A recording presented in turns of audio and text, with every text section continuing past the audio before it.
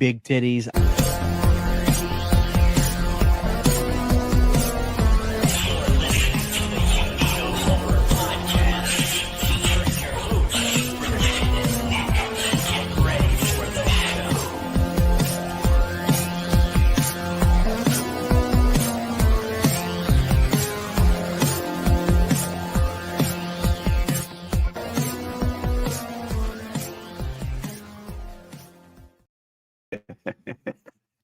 That shit still makes me laugh.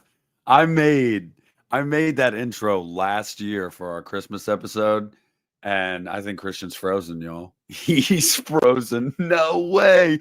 He just said before we started, yeah, hopefully no internet issues, and there he goes. He'll be right back. Man, I love that intro video. That was fun. A Mariah Carey jump scare. That's absolutely right. Absolutely right. What's up, everybody?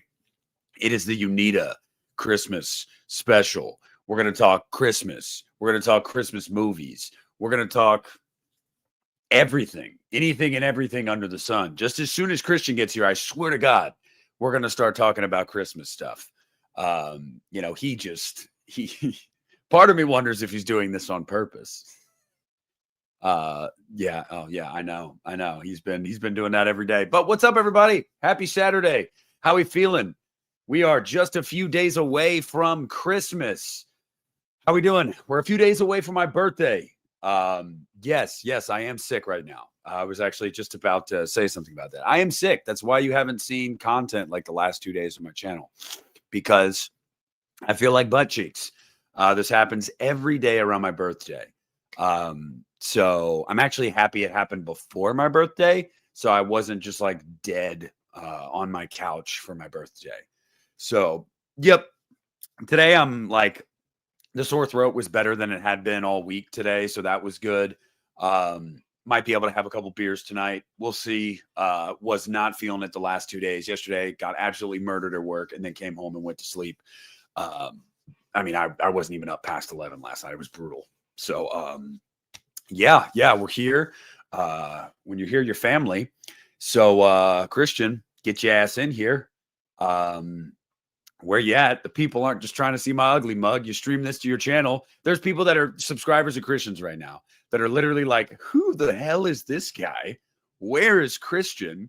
Maybe this is the whole thing, guys. CHH is stealing Christmas.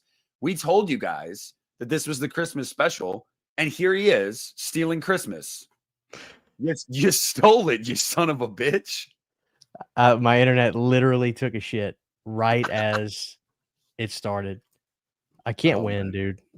No, you can't. Yes, I'm wearing I survived the Griswold family Christmas sweater and a festive hat. Christian did not. He didn't get the memo, guys. He didn't get the memo. But as you can see by the thumbnail, he is the Grinch this year. So how you doing, Christian? I'm doing good, man. Happy to be here. It's been a crazy ass month. I feel like we haven't done anything Uneeda in quite some time. Mm-hmm. And I haven't streamed in quite a while. I tried to squeeze one out. It feels good to relax and just stop all the work for a bit to hang out, shoot the breeze, hang out with the audience, see what they got going on, see everybody's holidays have been. This, tell you, dude, I swear to God, I kept saying to myself earlier, I was like, man, 2024 has flown by because I still feel like it's 2024. And I'm like, shit, it's the end of 2025. It really keeps getting worse and worse and worse and worse and worse the older we get. Like, it just keeps going faster. I need it to stop. Like, we are closer to 2030 than 2020 now. Like, what the fuck? Yeah. No, it was crazy, dude. I was actually thinking about this the other day. I was like, holy crap, bro. Rob Zombie's Halloween's almost 20 years old. That's fucked. That is fucked. Yeah, dude. Wild. I don't even want to talk about it. But what's up, everybody in the chat? How we doing? Yes, as Christian said, we haven't done something in a little bit. Christian's been busy, and I've just been letting him do his thing. Christian, I haven't bothered him lately. There's some times where I'd bother him, man. I'd send him memes, and but I was like, I'm gonna play it cool. I'm gonna play hard to get, and I'm gonna see. But no, in all actuality, I think it's just a busy time of year, man. It's one of those things where if you're not doing stuff around the house or with family or at work, there's just a bunch of shit. So, but we're here. People were like, dude, yeah, your voice sounds different. Yeah, I'm sick, yo. I'm sick. We got Akeem in the house. Mr. Stranger Things himself.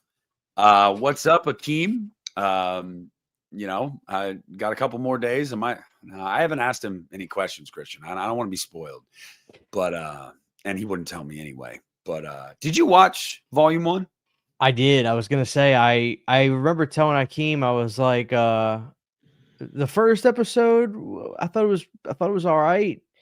And by the third or fourth, I think there was 5, might have been 4, but somewhere after in the middle of the second one, or maybe the start of the third one, I was like, okay, like this shit is good.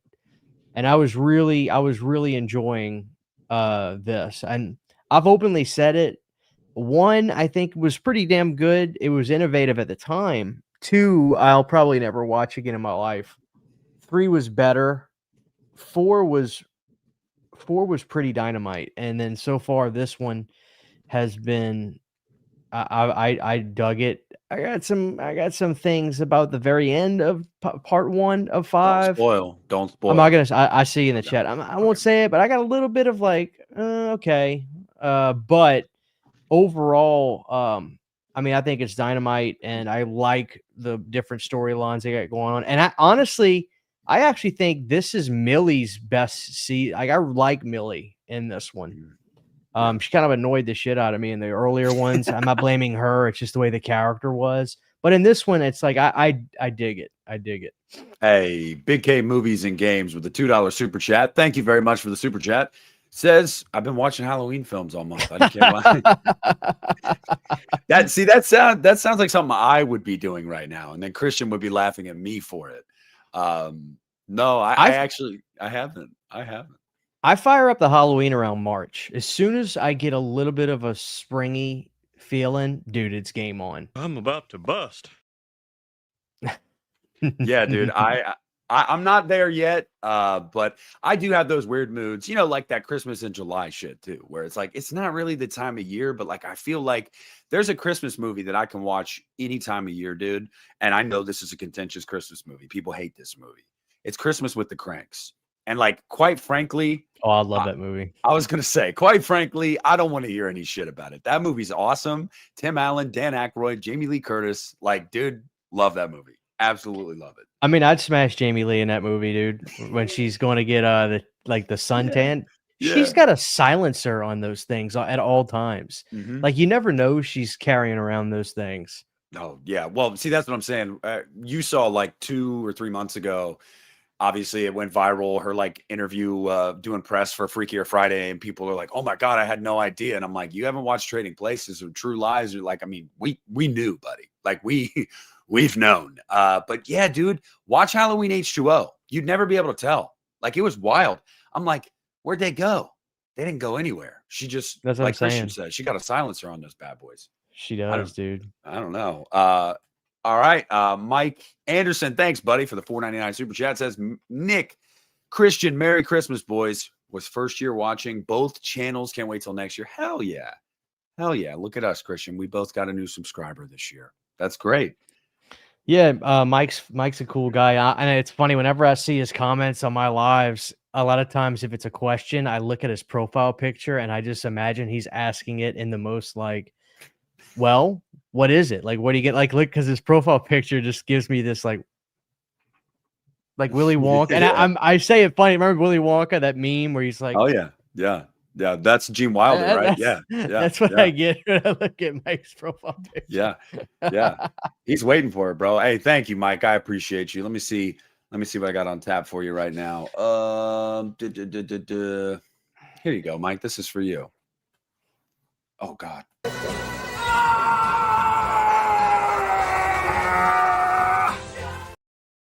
God damn, dude. Baldy's got to stop sending you clips. No. Sometimes when we do like event streams, I'll message him early in the day and be like, send me some shit. Like Oh, I bet he does too. I was actually I was telling you that if I had time today, I was going to do this, but I didn't have time. I was going to go through videos of yours and clip out moments of you just saying the word Christmas.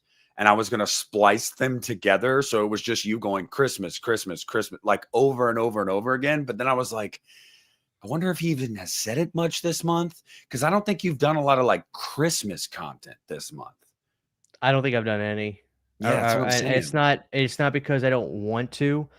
I'll tell the audience, I literally tried to go watch Silent Night because we were gonna initially just do a episode recording and cover that and blah blah blah. And part of the reason we're going live is number one, we do need to try to continue to do them live on a semi regular basis. But also, I was like, dude, they had one screening in my theater at 12 o'clock noon. I couldn't buy the ticket online, so I'd go there and like, oh, that got canceled. No screenings the rest of the day, no screenings the next day, and then it disappeared 30 minutes and an hour from me at those theaters. So I don't know. I thought this movie was going to be like, I'm not saying it's not a big movie, but I thought this was like a big studio thing where it was going to be in the theaters. But like, it's like one screening a day. And then somebody at work today, I told them about it, and they were like, Avatar. And I was like, well, what do you mean? He goes, they're sucking up every screen for Avatar. And I was like, are they? I didn't even know that was out yet. I couldn't care less. I never saw the second one. I just, yeah. Well, here's the thing, man. This is the most frustrating thing about this Silent Night, Deadly Night debacle is that this is Cineverse and Bloody Disgusting and stuff. You would think they'd have learned from Terrifier 2 and 3, right? Like, hey, if we really put a little bit of money into this marketing machine, we can really maybe make something of this. And they just didn't, dude. Like it's a limited release. They didn't really market it until like the week of. It just seems like, and it's crazy because it's getting really good reviews. So it's like, it's not like they had like a dud on their hands and they were like, oh God, we'll act like this doesn't exist. No, it's a good movie. And they just didn't put the money behind it. I don't get it, but it is really good. And guys, it's going to make money because the budget was so low. I mean, I know I think it's at like 2.5 million right now or something like that. So it'll make money, but what it costs, like 400 or 500 grand. It's not listed online right now, but what I read is that there's no way it's between 1 and 3 million. But there's no exact. Well, I hope it does good, dude, because from what I heard, Toxic Avenger took a dump. It did. It made like 3.7 million. But again, with these low budget things like this, I was actually reading about Toxic Avenger the other night. That when they put that thing out, they've pretty much already broken even just based off of like selling it to streaming and whatnot. So everything they make is pretty much just like profit. Now, granted, it didn't do much, but again, just like Silent Night, Deadly Night, I don't understand. This is Cineverse again. They did Toxic Avenger as well. Did they do Terrifier Cineverse or no? Yeah, they did. Terrifier 2 and 3. Yeah. See, they'll put money into that, and they have to. But Silent, my thing is this: I wonder. I have no idea if maybe anybody in the audience or you, Nick, know this. I wonder. Is it Cineverse the reason that there's screenings like one a day at these theaters? Or is it the theaters themselves saying, we're only going to do one of these a day? The audience for this is very limited. It's going to cost us money to have this play all day. Like, I wonder. It's a mixture of two things. It's one that it's more niche. So you're not going to put it on, 4 screens in every theater. But 2, especially during this time of year, they're trying to make money with movies like Avatar and Zootopia and shit. But 2, and one of the bigger reasons, it's unrated. It's not a rated movie. So most unrated movies in the United States, I'm pretty sure, can't get a full nationwide release. They can't get 3,500 to 4,000 screens because they're unrated. The MPAA is weird like that. I don't know exactly the logistics of it, but like if you don't get a rating from the MPAA, then you can't, I'm pretty sure, get a nationwide release, which is really weird. because I mean, at the end of the day, whether it's rated or not, I mean, if it's unrated, the audience knows before going into it. Like, okay, it's not, it's probably Yeah. not going to be for kids. But I'm gonna tell you something, dude. It's not Terrifier level. I was actually surprised it was unrated. There's a couple moments that are like, oh, okay, but it is nowhere near the level of Terrifier. Do you think it's the holiday that makes it still taboo to a certain extent, or you don't? Not really. Yes and no. I mean, I think Terrifier kind of broke that door down last year because that movie made over almost $100 million, which is just absolutely insane. But I don't know, man. I think it's we got to be honest with ourselves. Like Silent Night, Deadly Night, it's really niche, man. Like it Yeah. really is. That's not a franchise that I even saw creators after this one came out doing like their rankings of the franchise videos, and it was well below their views for like all their other videos they do. And so it's like it's just more niche. Not enough people watch it or love it. Yeah, it's essentially like being like, all right, guys, it's October. Let's talk about my favorite Christmas movies. It's like everybody's focused on the same stuff that we always are, the same way as Halloween. Mhm. So I get that. I just wanted to see it, man, because I really want to support these kinds of movies. I wanted to see Toxic Avenger, and the son of a bitch was gone before I could even go. Like they stopped screening it, and then those Bloody Disgusting guys, they're on Twitter all day long, and I remember seeing one of them just be like, "Yeah, it's just unfortunate, it's underperforming." And I didn't even comment, but I wanted to be like, "Dude, it played for like 3 days by Yeah, me. don't What you do you guys have expect me to do?" don't you guys have a say in that too? Like it's just kind of weird. Yeah. It's like they're in partnership with you. But no, and this is also a good point, Aaron. You are right. Theaters also a lot of the times are like but that's kind of goes into what I was saying is like they're not going to dedicate multiple screens to an unrated niche horror film. They're just not going to do it. So because the way they look at it, and rightfully so, it's going to hurt their business. Because if they had 4 screens for Avatar, they're going to bring more asses in the seats than if they had 4 screens for Right. Silent Night, Deadly Night. So, but I'm going to tell you guys right now, if you follow me on Twitter or X or whatever the hell you call it, I've been doing more marketing for this movie than Cineverse has That's because pathetic. it every time I've talked about this movie, the official movie account has like reposted it and like they're like, oh, and they even reached out to me the other day and they're like, can we use your review on our socials for this movie? And I was like, absolutely, go for it. So Cineverse, if you want to write me a check, I'd appreciate it. But so as I said, I think 2 days ago, I posted something about it. There was like, guys, it's still in theaters right now. And I did a live stream the other day, and there was people like, the closest it is to me is like 45 minutes or an hour.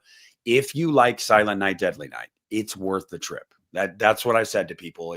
If you like those movies, if you don't like that franchise, I still think you might like this movie because it is very different in a lot of ways.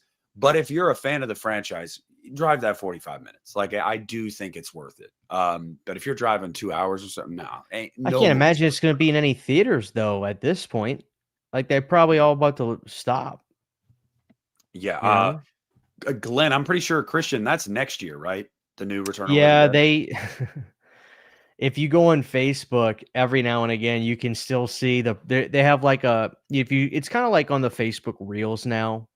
You know, everything now is short form content on every social platform. Well, on Facebook, if you scroll through, you'll still see the sponsored Return of the Living Dead one, and it still says coming this December.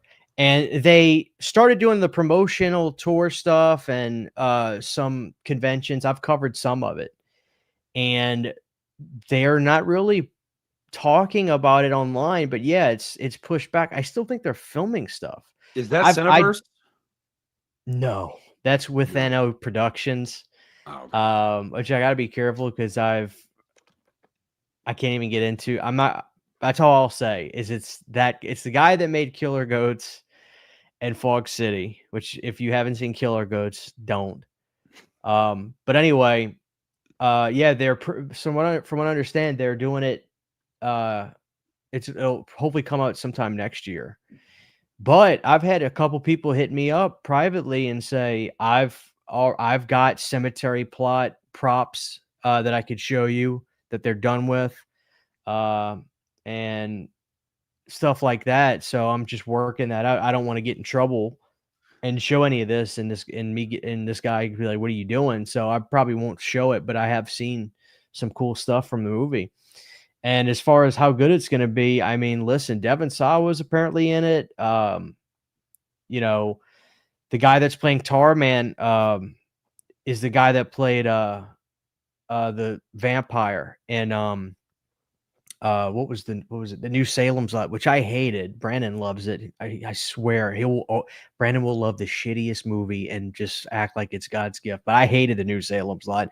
But the guy that played Barlow was fine. He was good. He's a good actor.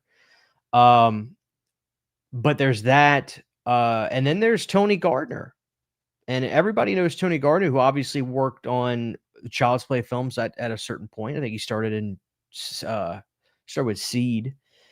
And then, he's doing Tarman, he's doing the effects. So, I mean, it feels like there's something there with this, and I'm just going to judge it when I see it. I'll let this guy have a clean slate. I'll forgive Killer Goats and all that, but we'll see. We'll see. No offense to anybody. No offense if you like Salem's Lot. To me, it's like Toby Hooper made a masterpiece. Like, what are we doing here? Like, I just like, I can't.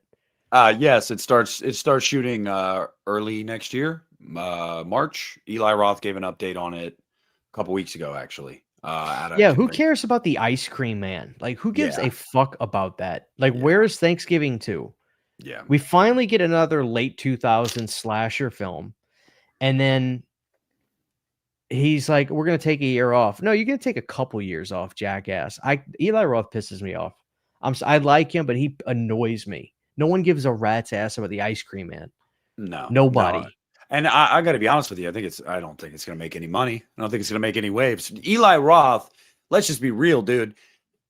It's nothing personal to the guy at all, because I relatively like Eli Roth as well. But like, he was kind of, for the last couple of years, largely irrelevant. And then like Thanksgiving was actually a modest success and got good reviews. And I think it was giving him a kind of second life. Like, oh, okay. And I don't know why they didn't just jump at Thanksgiving too then. And it was like, well, let me do the Ice Cream Man first. And it's like, why? You're just putting your foot in your mouth, dude. Like, he's kind of like a pimp, though. Like, I wouldn't necessarily say he was irrelevant. He was not in the pop. He wasn't like. I didn't say he was irrelevant. I just said that he wasn't. I thought you just said that. No, I didn't say he was irrelevant. I said that he was, or maybe I said largely irrelevant. If I did, roll the tape. Maybe I did. But all I meant by that was that you weren't seeing like Eli Roth directed this movie. His name wasn't in the headlines. I get what I get what you're saying. Yeah. Well, but the thing is, it's like, I agree, but he's also like, he's so tied in to the system. Like, he works with, like, he produces everything. Like, everything is Eli Roth Presents. He's got all his hands in all this shit. It's like, I guarantee you, Eli Roth is extremely wealthy. Extremely. Oh, yeah. Everybody knows in Hollywood the move is being a producer, because you just get money on the back end. And you didn't really even have to do anything most of the time. Money is not in being a director, because, why do you see every actor now, big name actor, they like executive produce the movies they're in now? Which means get that back in. Exactly, like Jamie Lee Curtis and Bill Scarlett Johansson's doing that too. It's just like, oh, okay, so I can get, a couple million on the back end after this is successful. Yeah, that's the way to do it, man. But yeah, so people, yes, Hostel. Well, it was. I would say it was a mixture of the two, wouldn't you? It was probably the 1-2 punch of Hostel and Cabin Fever. I think Cabin Fever. I remember listening to Eli Roth on Howard Stern in like 2012. He said that Cabin Fever made close to $50 million on DVD. Yeah, that thing was. Yeah, I remember that. I've talked many times before. That leg shaving scene in the bathtub still messes me up, and the scene where he thinks he's gonna get busy with the chick and finds, oh god, ew, gross. It's just like that movie fucks you up, man. I don't understand the pancakes thing. I'm never gonna understand the pancake scene, man. I'm not just. You're never going to get me to understand why that's in that movie, but it is a good movie. And I mean, it's not to say that like I like the Green Inferno. Did you like the Green Inferno? I like it a lot. I think people I think that Eli and I like his movies for the most part. Like he and his his rhythm annoys me so much, like this Ice Cream Man thing. But I think people put words in his mouth, like, "Oh, all Green Inferno is him just blah blah blah." It's like a sissy version of Cannibal, huh? And I look at it as like, to me, it's clear Eli loves Cannibal Holocaust, and he wanted to make he wanted to homage the entire film in a certain sense.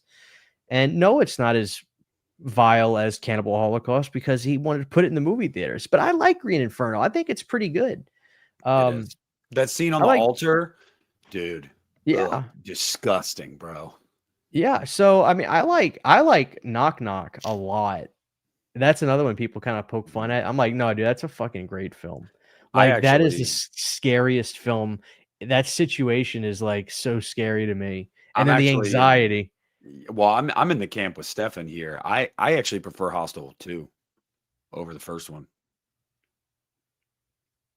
Because it's Oh yeah, yeah. Okay, it's an okay. Yes, uncomfortable watch. Yeah, but I don't know. There's something about Hostel 2. It's just grimier too. Like I don't know. I didn't like 3. I'm pretty sure you didn't you say you're kind of a defender of 3?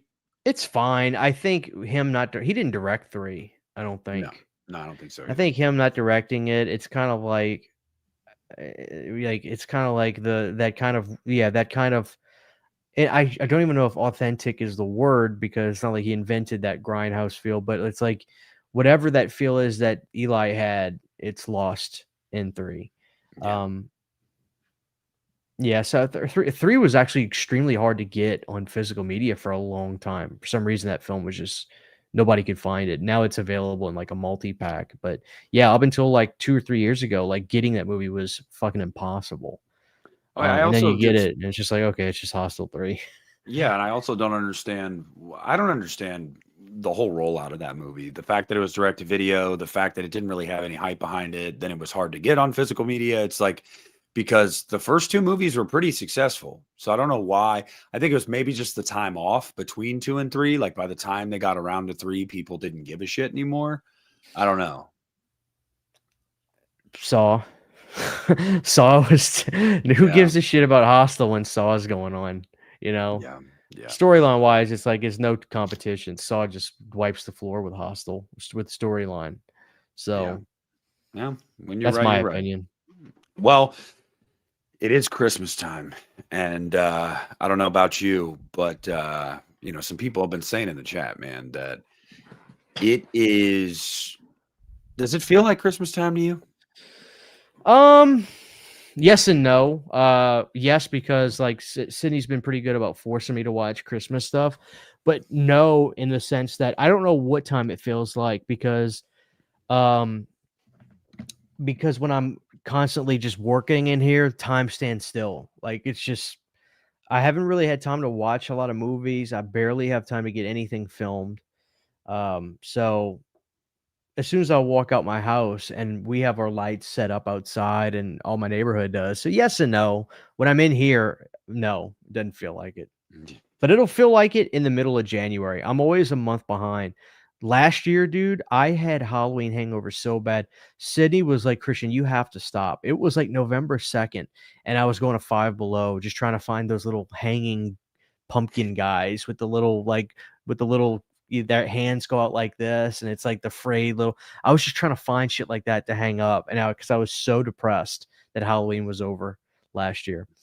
So I'll probably be like in the middle of December this year, like the middle of January, like, all right, let's watch Jingle All the Way. I'm always like that. I never enjoy it in the moment, but we'll Robert see. I mean, Kirkpatrick.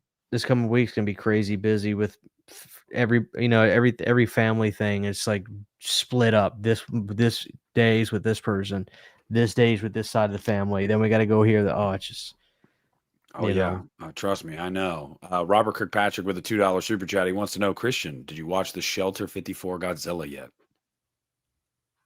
Shelter 54. What the fuck is he talking about? The just original Gojira? Shelter 54 Godzilla. Hold on. Whoa. This is a thing. I was going to say the answer to your question, Robert, I think is no. No, I have not. This is a found footage Godzilla movie? Tape number 3. After a horrifying tragedy, series of events leads to the creation of a super monster. Okay, no, I'll have to watch this. This is news to me. Thank you. I got it saved on my watch later. Akeem just finished Welcome to Derry. What did you think? And Christian, did you watch Welcome to Derry? No, and I saw that it's getting a 4K UHD, so I will probably grab that.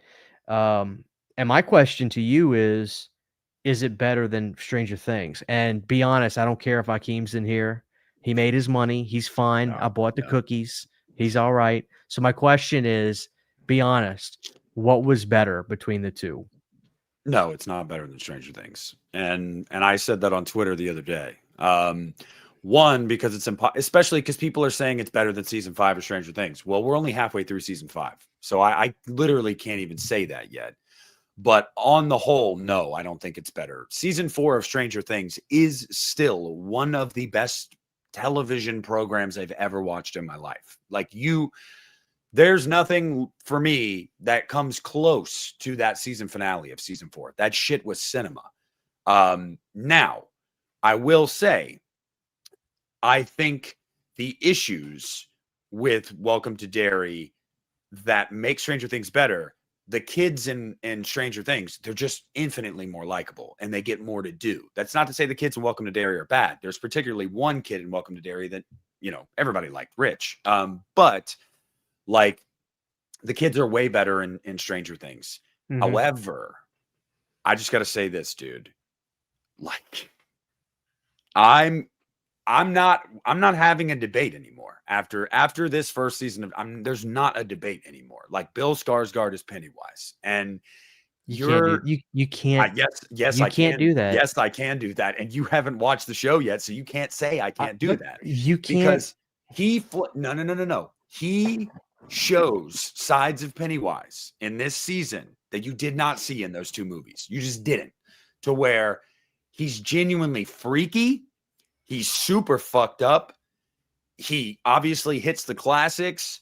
Like, dude, I'm just saying, he's Pennywise, bro. He's Pennywise. He's this era's Pennywise. I agree with you. And he's great. I love that guy. One of his best performances was in the beginning of Barbarian, and I don't say that lightly because he was so good at flipping that switch from seeming like he was going to be a creep to being a totally normal guy. But I am excited to watch Welcome to Derry. I just, with Stranger Things going on, which I didn't even end up even talking about on my channel. I kind of just enjoyed it, and just for what it for like to not even for any YouTube reason at that point. I just enjoyed it, but I am excited for Welcome to Derry. You have told me to check it out. I've had a number of people say, Christian, listen, I know how you are. You're a little stubborn. Just trust me. It's legitimately good. It's better than the movies.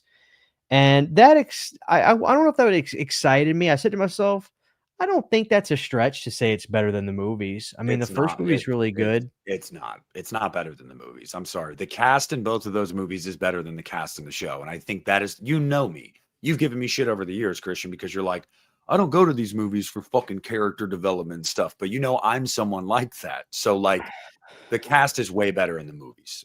But I think that Skarsgård is probably at his best in the show. Like, I'm not even shitting you, dude. Like, Well, I saw people bitching and complaining because he wasn't in it enough. They want a video game. He doesn't come in until the second half of the season. And I also have to say that, like, people were... They got to set up the town, right? They got to set up Derry. Well, yes, and they said that too, but that was bullshit. The reason he doesn't come in until the second half of the season is because they were filming for months before he came to an agreement with a contract. If everybody remembers, they were filming for months before, and then there was the strikes. But yeah, I don't. Oh yeah, that was when the actor strike was going on. So what it really was I think they were going to try to do it without Bill and have different iterations of it, but not necessarily Pennywise. And then midway through production, when they reached a deal with him, I think they were like, okay, now we can work him into this more. Obviously, that's just my opinion, but right. It shows, like you can see, because there's a lot of iterations of it in the first 4 episodes, but not Pennywise. And then all of a sudden, it's Pennywise. So, and it makes sense narratively. They did do it well narratively, but I got to be real with you. I think it's because Bill wasn't there. Well, yeah. But I it gotta is take your great. word on that. It is great. I will say, I didn't find the season finale to be as good as so many people did.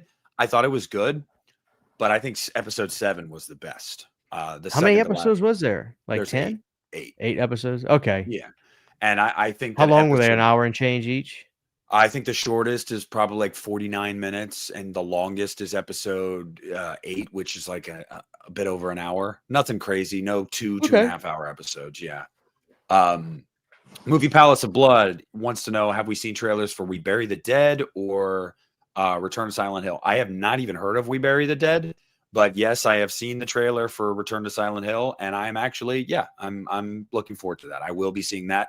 And guess what, guys? That's also Cineverse, and I've seen that trailer multiple times, so they're putting a little bit of money into that one. But have you seen that trailer, Christian?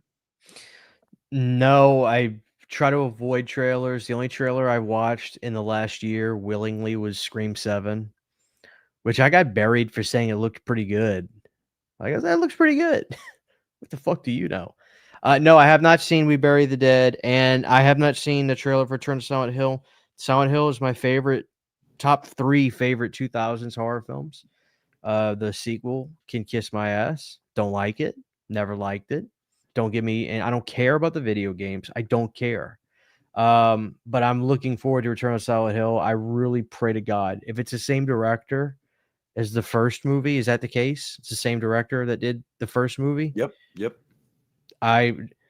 I'm more optimistic then, because I truly believe that Silent Hill is, I hate to use the word underrated, but like when we talk about 2000s horror film, I genuinely think Silent Hill is a 2000s horror masterpiece. That is the best CGI horror film I've ever seen, because it doesn't trick you into thinking you're watching something real. It creates that world and that thing that's like cocooned, that's walking towards her, the cop in the beginning. It's brilliant. That is a masterpiece. So I have very high expectations now if the director's coming back. Silhouetted Animator with $5 says, thank Turtle God that Kubrick's The Shining is canon to the live-action Stephen King universe. Yeah, that's another thing I think you're really going to dig about Welcome to Derry.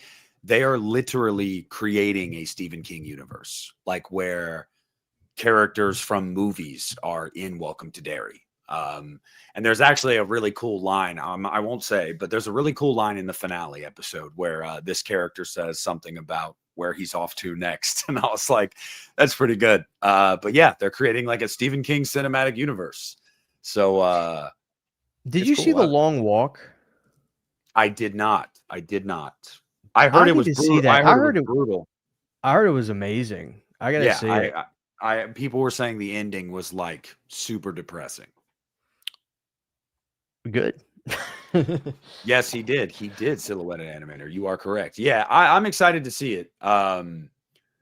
Yeah, dude, I'm Taylor Momsen, bro. I was Cindy Lou. I probably shouldn't tell you guys this.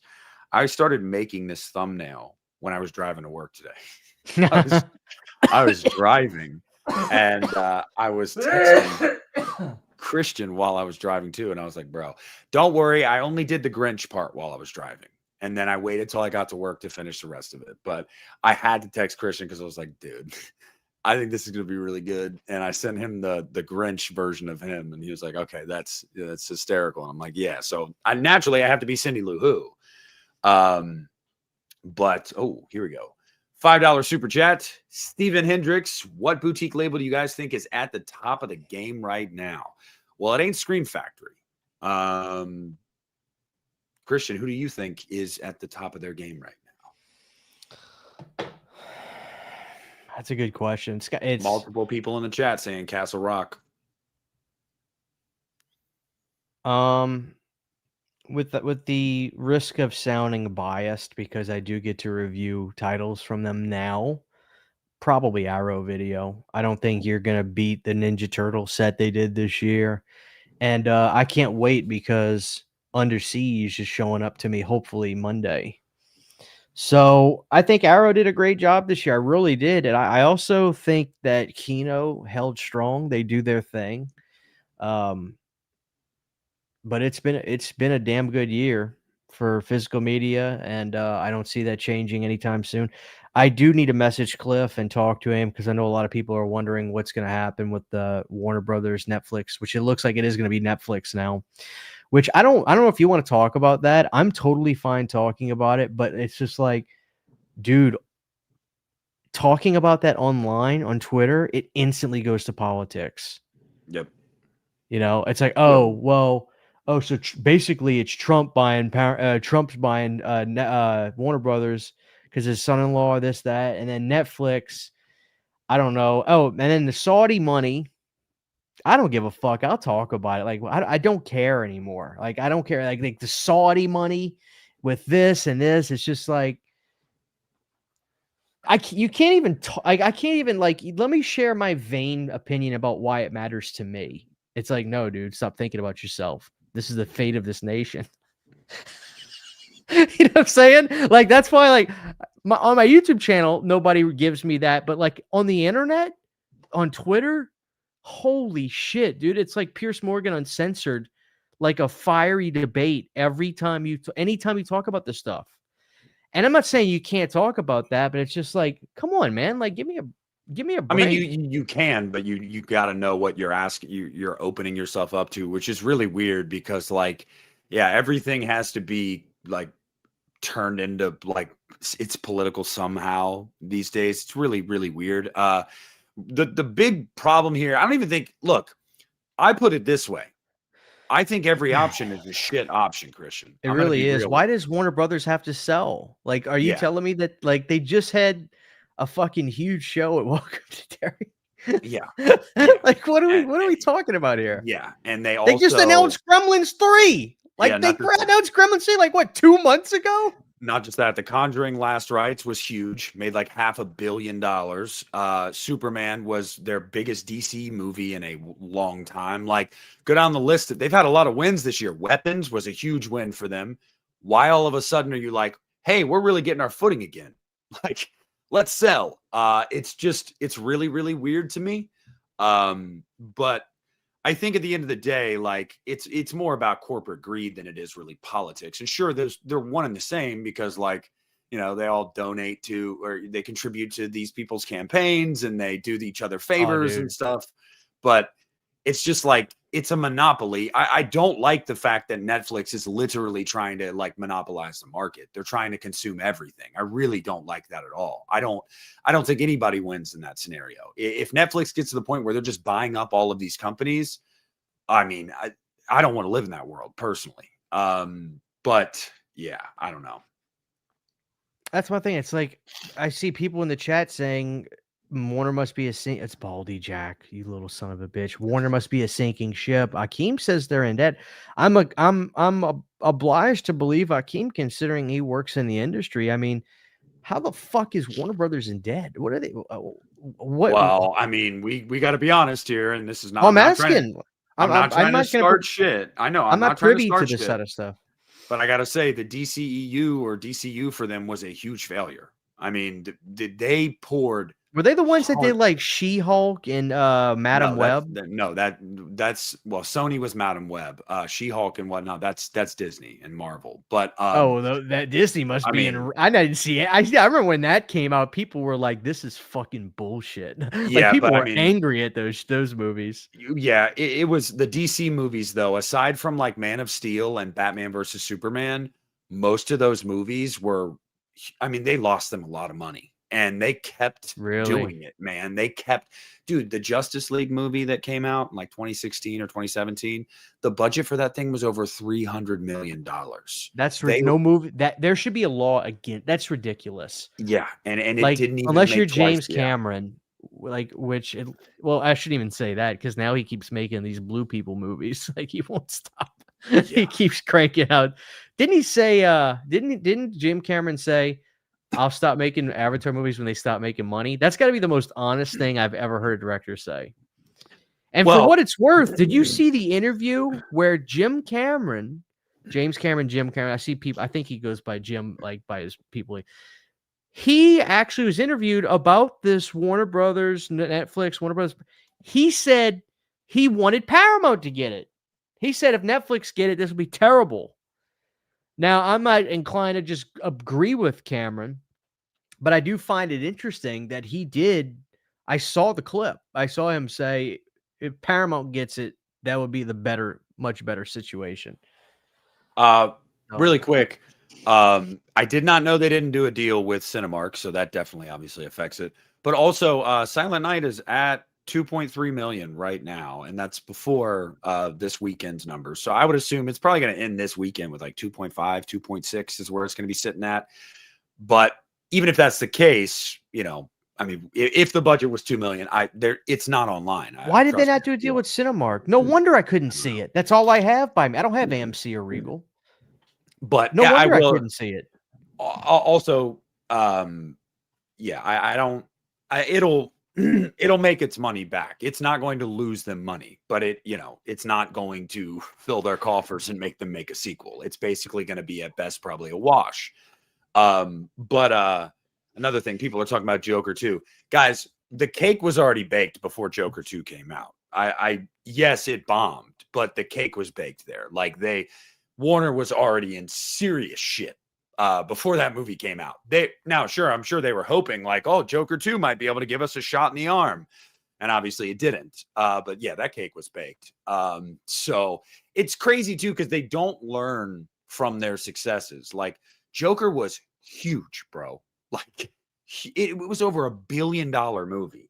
And then, I mean, they do Joker 2, and I loved Joker 2, but to take what you didn't learn anything from Joker if that's the movie you did with the second one. Like, I'm just going to say that. You're like, now what if we did this? Well, was it that, or was it that, or was the director like, I'm only doing this shit. If you guys really are gonna not leave me alone about doing this, I'm just gonna do it the way I want to do it. You are right. You are right. That was Todd Phillips. Which is a mistake. That's his. Like, he clearly didn't want to do another one. I remember me and Sydney put that on for like 15 minutes, and I'm not gonna condemn it, but I'll just tell you, after 15 minutes, I was like, I know for a fact I could go the rest of my life and never wonder, what if I did finish that movie? It's not for that kind of stuff is not for me. I hear you. And clearly it wasn't for the world. And you know what's funny? Tarantino was praising it. And I remember people were like, fuck yeah, that's cool, Quentin. Now everybody hates Quentin Tarantino. Because he's shitting on Paul Dano. He's shitting on Matthew Lillard. Yeah. It's like, listen, dude, if Matthew Lillard is good enough for David fucking Lynch. Yeah. If he's good enough for David Lynch, then Quentin, sorry, buddy, because Quentin, you were good, but you were no David Lynch. Well, that's what I'm saying. This just reeks of Quentin like shit. I haven't made a movie in a while. Nobody's talking about me. How can I get my name in the headlines again? It's like, it's just, I'm not saying that is the case, but that's what it smells like. And that's probably the case. And it's really annoying. Also, Quentin Tarantino, you fucking self-aggrandizing douchebag. You're the one that was like, I'm only making one more movie. I have a set limit on how many movies I'm going to make. And my next one's going to be my last one. It's going to be such you didn't really believe him when he said that, did you? No, he's literally only directing one more movie. He is like already drawn a hard line. Well, whether that's the case or not, even if he's lying, it only adds to what I'm saying, that he's just a douchebag that is so self-absorbed that like he wants people to talk about him. And it's just like, bro, go away. Like, I'm going to be honest, Christian. I know a lot of people love Tarantino. I think that dude is a massive blowhard, insanely overrated. He's got a couple movies I like. I could have done without his entire filmography, maybe aside from like Pulp Fiction. I've never been someone that's like, God, dude, I love Kill Bill and Glorious Bastards changed my life. Like, I do love Kill Bill. Okay, but like, you know what I'm saying though? Like, I just think he's kind of a douche. Like, how can he's definitely a douche. When he's funny, he's funny. Like the legendary Starbucks "What's Going On Here" clip is one of my favorite things I've ever seen. But I don't know, man. People love Once Upon a Time in Hollywood, and I was like, that is not his best movie. People were like really like all about that one. I love Pulp Fiction. I love Kill Bill.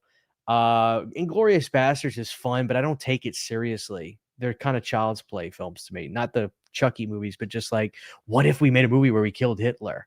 Like, it's like, okay, that's fun, but like, I don't take it seriously. Yeah. So I don't know. The best thing he ever wrote was definitely True Romance. Oh shit. Oh my God, hold on. We're not going to talk about that right now. We're not going to talk about that right now. Epstein's? I got a lot to say about that shit. I thought they were releasing everything, and like they're blurring out photos, but all we see is Bill Clinton's big ass in a hot tub. Dude, Bill Clinton is a sick bastard. Don't even get me started. Don't even get me started. Transparency, my fucking ass. Yeah. Yeah, dude. You're never gonna get transparency with that shit ever, and it's really fucked up. And don't even get me started. Oh, dude, and I don't even. This is beyond politics at this point. It's like, release the fucking files, man. Like, just release it. I don't care if Jesus Christ was on that island. I want to know about it. Yeah. Like the world needs to know about it. Just release that shit. 95% of America right now is like, just give us everything, bro. Like, just come on, bro. We don't care who's implicated. Like, just tell us. And it's like, no. It's I mean, you said this a couple weeks ago. We were texting about it. And Christian was like, yeah, I'm not getting my hopes up. And because we knew this was going to happen. We knew it was going to happen. It was going to come out, and there was going to be a bunch of shit missing, and there's going to be no explanation for why that shit's missing. And it's just like, bro, oh man, I don't even. Yeah. And again, guys, we're not getting into politics. I mean, I guess kind of in a small way, because like it shouldn't be political, really, though. Like, I think transparency is nonpartisan. Like, we should want to know everybody that was implicated in that, so we can like send the firing squad. Exactly. Yeah. Like, I don't, you know what I mean? Like, I have no allegiance to anybody. Like, I've heard people be like, oh yeah, well, what if so-and-so's on there? I'm like, okay, lock the motherfucker up. Lock him up.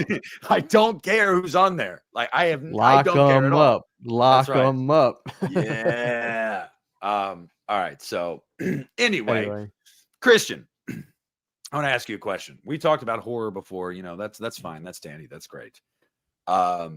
Christian, what's your favorite non-horror Christmas movie? Favorite non-horror Christmas movie? Great question. Oh, Christmas Vacation. Chevy Chase. It's my boy. No, hold on. Because that's gonna be everybody's answer. So let me just block that out. Okay. You can give me decades. I can give you decades. Okay. I thought you were gonna give me Ernest, man. I really thought. No. Okay. That's not my favorite Ernest movie. All right. Favorite Christmas film from the 1980s, not Christmas Vacation.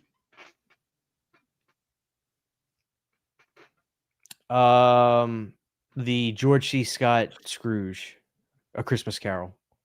Okay. Hands down. George C. Scott is a brilliant Scrooge, born to play the role. 1983 or 84. Just brilliant. David Warner is in there. Great cast. Just a great old school sit by the fire Christmas film. Brilliant. Not Bill Murray's Scrooge, which I love, but the George C. Scott A Christmas Carol. I believe it's the name of it. I just call it Scrooge, but Rocky IV. We gotta be serious here, Mike from Bensonhurst. We gotta be serious here. Okay. 1990s. Home Alone 2. Oh, fuck off. You know what? Home Alone 2 is hands down the best Home Alone. It's not even close. I love Home Alone, but shoulder pain? What? If you lick my butthole. Oh God. No, Home Alone 2. Look, man, I can't get behind Home Alone 2. Home Alone 2 is fantastic. Rob Schneider is fantastic. Tim Curry is brilliant. Tim Curry's comedic time. Tim Curry is one of the best actors. I love the New York setting. The soundtrack is dynamite. Home Alone 2 is dynamite. Absolute dynamite. I love Home Alone, but I think 2 just narrowly eclipses it. Oh God. You know what? I'm not even gonna argue this, y'all, but I agree with the chat largely. It's Home Alone. Akeem, yeah, we hadn't talked about this just to kind of like briefly touch on it. I mean, it sucks. Rob Reiner was a legend, bro. Like legendary in the industry. I mean, everybody has seen and probably loves a Rob Reiner film. And I really hate. He made one of my favorite movies. This is Spinal Tap. It's one of the Yeah. greatest mockumentaries ever made of Yeah, all time. and- Probably the greatest mockumentary ever made. And also, yes, he was absolutely a legend. And arguing otherwise, you're just simply wrong. I'm sorry. He did A Few Good Men. He did a lot of great. The fuck was that? He did a lot of great movies. That was a good. That's some shit out there. But yeah, no, and I don't know. I think it's weird to dance on anybody's grave. You know what I mean? Like anybody. It's just weird. But what is there a backlash against Rob Reiner? No, no. Oh, you talking about Trump? Yeah, that was fucked up. No, I wasn't. The chat is alluding to it. I'm just. Oh yeah, I mean, like it's like, dude, he's dead. Like for fuck's sake. No, listen. I do want to say this. There's a channel on YouTube I love. It's called Law and Crime Network. They're a huge channel. They cover anything going on with the court systems. Like I'm probably going to be paying a lot of attention to that channel when the Tyler Robinson stuff starts going down in court, the Charlie Kirk killer. I almost did this, but we'll see. I'm going to watch all that. I'm not going to get any conspiracies. We're not getting into that. We're not getting into it. Although maybe for a Patreon video, we'll kick that back up. I'll tell all my conspiracy theories. But anyway, we have a lot of conspiracy theories, y'all. They have been talking and covering Reiner's kid, and that kid definitely, he's got some severe mental health. I think he was on a lot of drugs, and I think something about rehab 17 times. You know, so we got some serious issues there.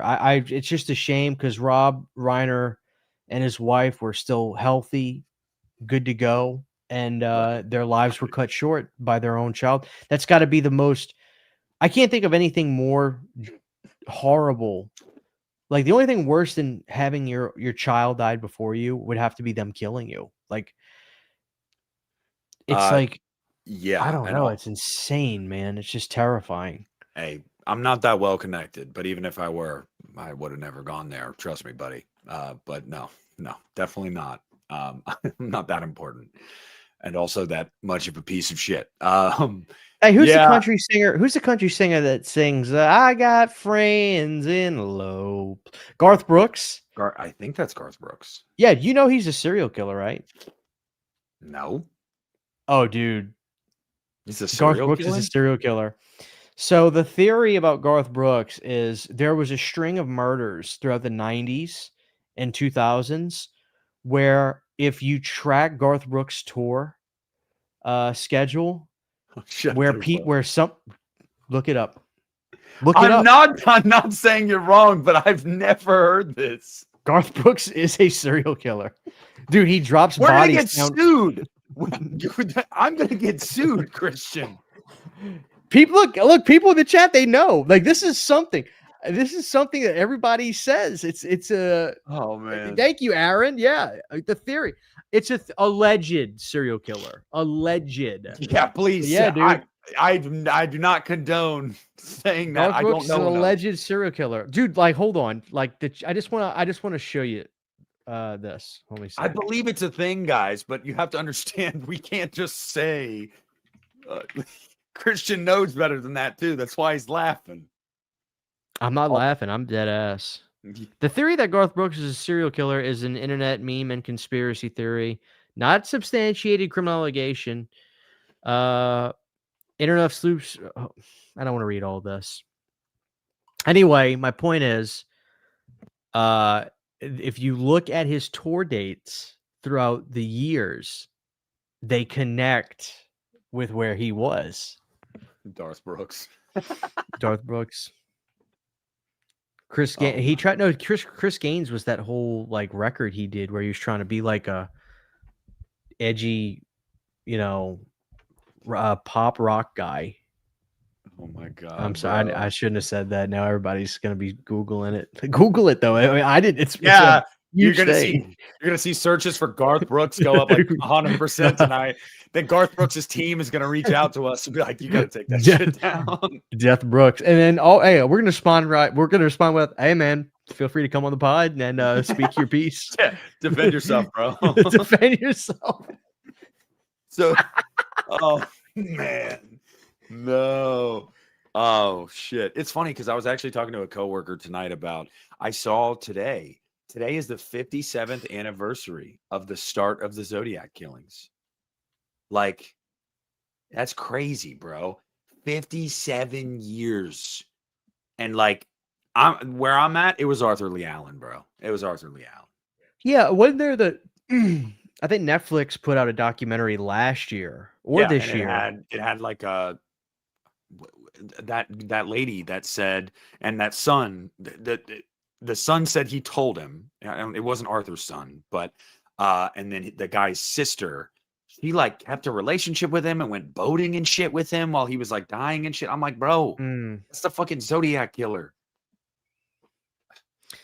I agree. I think the movie that David Fincher made was about as brilliantly executed as you could possibly do. Yeah, Zodiac is such a perfect movie. Yeah. But dude, it's thank God for forensics and DNA now. Yeah.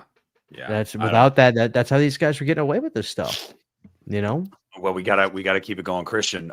Favorite Christmas movie from the 2000s, from 2000s. Wow. Totally agree, Captain Rhodes. Totally agree. There's a lot of that, yeah. Yeah. They had the Night Killer like 3 times. They let him go. Favorite 2000s Christmas movie. Wow, I know whatever I'm gonna say, I'm gonna instantly be like, "Oh shit!" Not horror, guys. Remember, not horror. It's probably the Grinch or Elf. Probably Elf. Because I'm a Artie Lang fan. I love Artie Lang, and so he played Santa in Elf. Hey, people are saying Bad Santa though.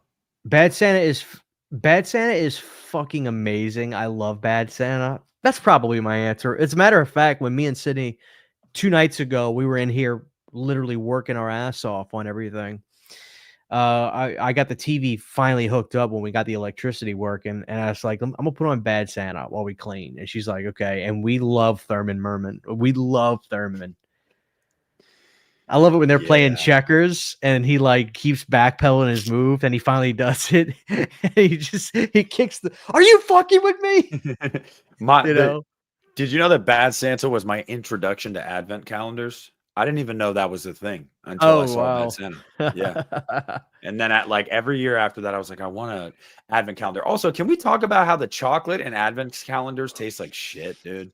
I mean, I don't think I've even eaten chocolate out of advent calendars. Dude, it's ass. Like, it just not good. Also, I liked Bad Santa too. Don't get me wrong, but I didn't get to see enough Christina Hendricks, I think I've seen Bad Santa 2 once, but I've never gone back and revisited it. I don't know. It's fine. It's fine. But like, yeah, Christina Hendricks, man, she's like, oh, smoking. Okay, so that's your answer from the 2000s. 2010s. I don't know. I really don't think I have an answer for that. It's action-y. No, never mind. That's not even 2010s. I don't know, dude. Like, what the fuck came out in the 2010s for Christmas? Like, seriously. I don't know. Oh, yeah. Blu-ray Addict says The Night Before. That's probably mine. That movie is hilarious. Have you seen that, Christian? The Night Before? I have seen that. I thought that was pretty good. I think we watched that 2 years ago. Harold and Kumar. Harold and Kumar Christmas. You That's know right. what? The Harold and Kumar films, I enjoy them, but I don't know. I gotta really be in the mood for that kind of like kind of just shit stain humor. You got to be drunk or high. You have to be drunk or high most of the time. Like it hits so much different. What else was there in the 2010s? I don't know, but I got to tell Like you, man, comedy started dying around the mid 2010s. I mean, that's when I started talking about this the other day on a live stream, dude. There's a moment in the night before that literally still literally kills me, bro. Every time I watch that movie, the motherfucking baby in the church when Seth Rogen is high off his ass and there's a baby a couple rows in front of him and it turns and looks at him and it's like, fuck you. That is a pretty good movie, man. It's hilarious. It is. And you got I'm sorry, go ahead. You're good. You're good. I was rambling. Go ahead. Oh, Office Christmas Party is another one. Yes, Office Christmas Party. I don't think I've seen that one. Was Seth Rogen in that movie with Joseph Gordon-Levitt where he gets cancer? It's called 50-50. Yeah.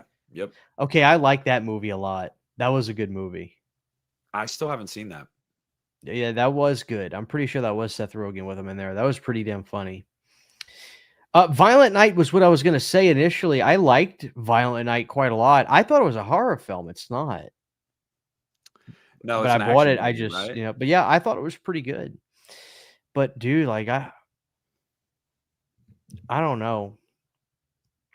I don't know. Okay. I remember A Christmas Horror Story was pretty fun where they have Santa fight Krampus. I have that on Blu-ray. I remember putting it on the shelf like randomly. I was actually going to ask you too because I thought this was kind of funny. Not kind of funny. I don't know if we've ever talked about this, so I kind of want your opinion on this. Okay. Are you a fan of a Christmas Story, or are you someone that's like, yeah, it's overrated? I like it, and it's both, and it's also completely overrated. Okay. See, I don't like it. I find it overrated. So,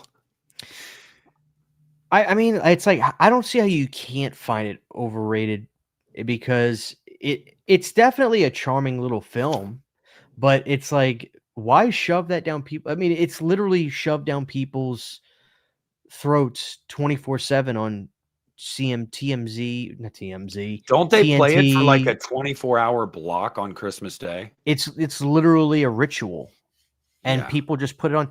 It's a decent little film. It's a Bob Clark film.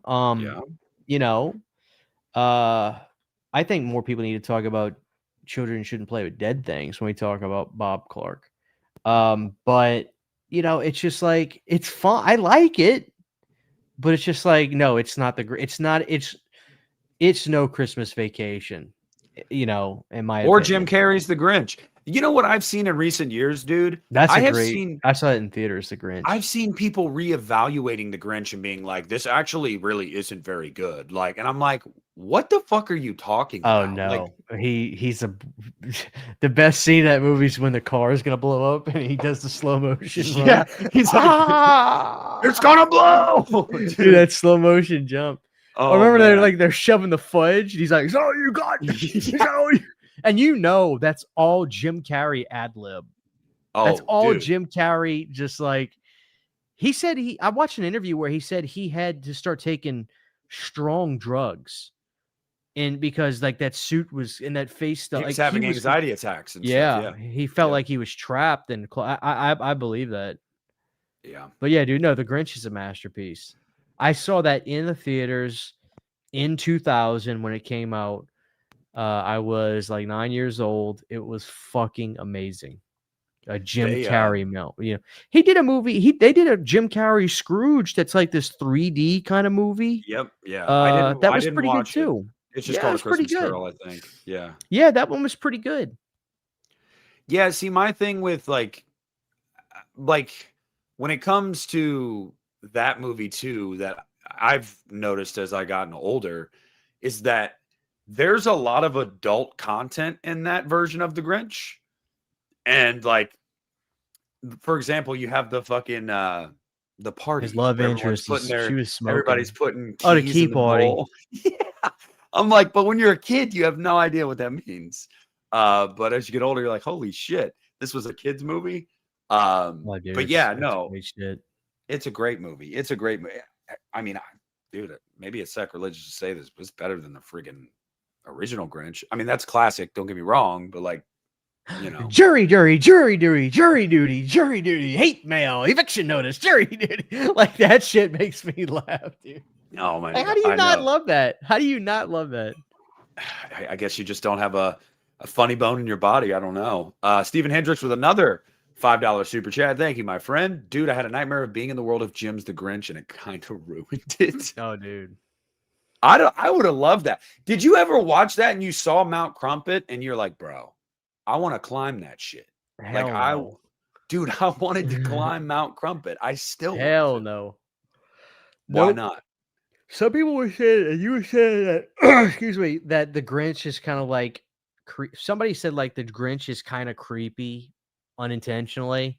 Yeah. No, the Cat in the Hat with Mike Myers was fucking creepy. And that is a shitty, horrible movie. Like that is the worst experiment ever. I saw that in the theaters, the Cat in the Hat, and I was expecting the quality of like, they're just, dude, Mike Myers is no Jim Carrey. Like That movie no, sucks. like It's bad. it's not good. Mike Myers he should stick to Shrek, which thank God he is. But the Cat in the Hat was garbage. It was so fucking bad. And if you're gonna watch a bad good movie, first off, everybody knows that Dana Carvey is way more talented than Mike Myers is. So if you're gonna watch a good bad movie, go watch The Master of Disguise with Dana Carvey. That is a great bad movie. Do you remember that, Nick? That famous scene where he's like, "Turtle, I'm a turtle." Like the turtle guy, he has like the big. Yeah. That is a great bad movie. That is a great bad movie. But the Cat in the Hat is trash. Oh my god, it's trash. Do you know where? Am I wrong? Was it his screen debut? Was Dana Carvey's screen debut Halloween 2? Yes, uncredited. I thought so. Yeah, I thought it was. Yeah. So if you guys didn't know that, there's a little Halloween lore for you. His screen debut. I'm a huge Dana Carvey fan. He's a brilliant skit comedy guy. He did the best Bill Clinton. Church Lady is one of the funniest fucking skits of all time. And yeah, I love Dana Carvey. I'm always going to be a huge Dana Carvey fan. Yeah. You like Wayne's World too? Sure. I mean, I love Wayne's World. I only asked that because that's a little more contentious. Some people think that Wayne's World 2 is dog shit. That's fine. I mean, I like the first Wayne's World better, but I think that the time is right. I don't think they get along, but I think there's a place for a Wayne's World 3 now if they could do it. You know, I really do. But yeah, the role that I wanted to see. Maybe he is credited. I thought he was uncredited. Maybe he is credited. I don't know. I didn't think he was. Maybe he is. He is credited. Okay. Well, let me Google it. Yeah. So that way, if I'm right, I can laugh at whoever said that. He's probably credited.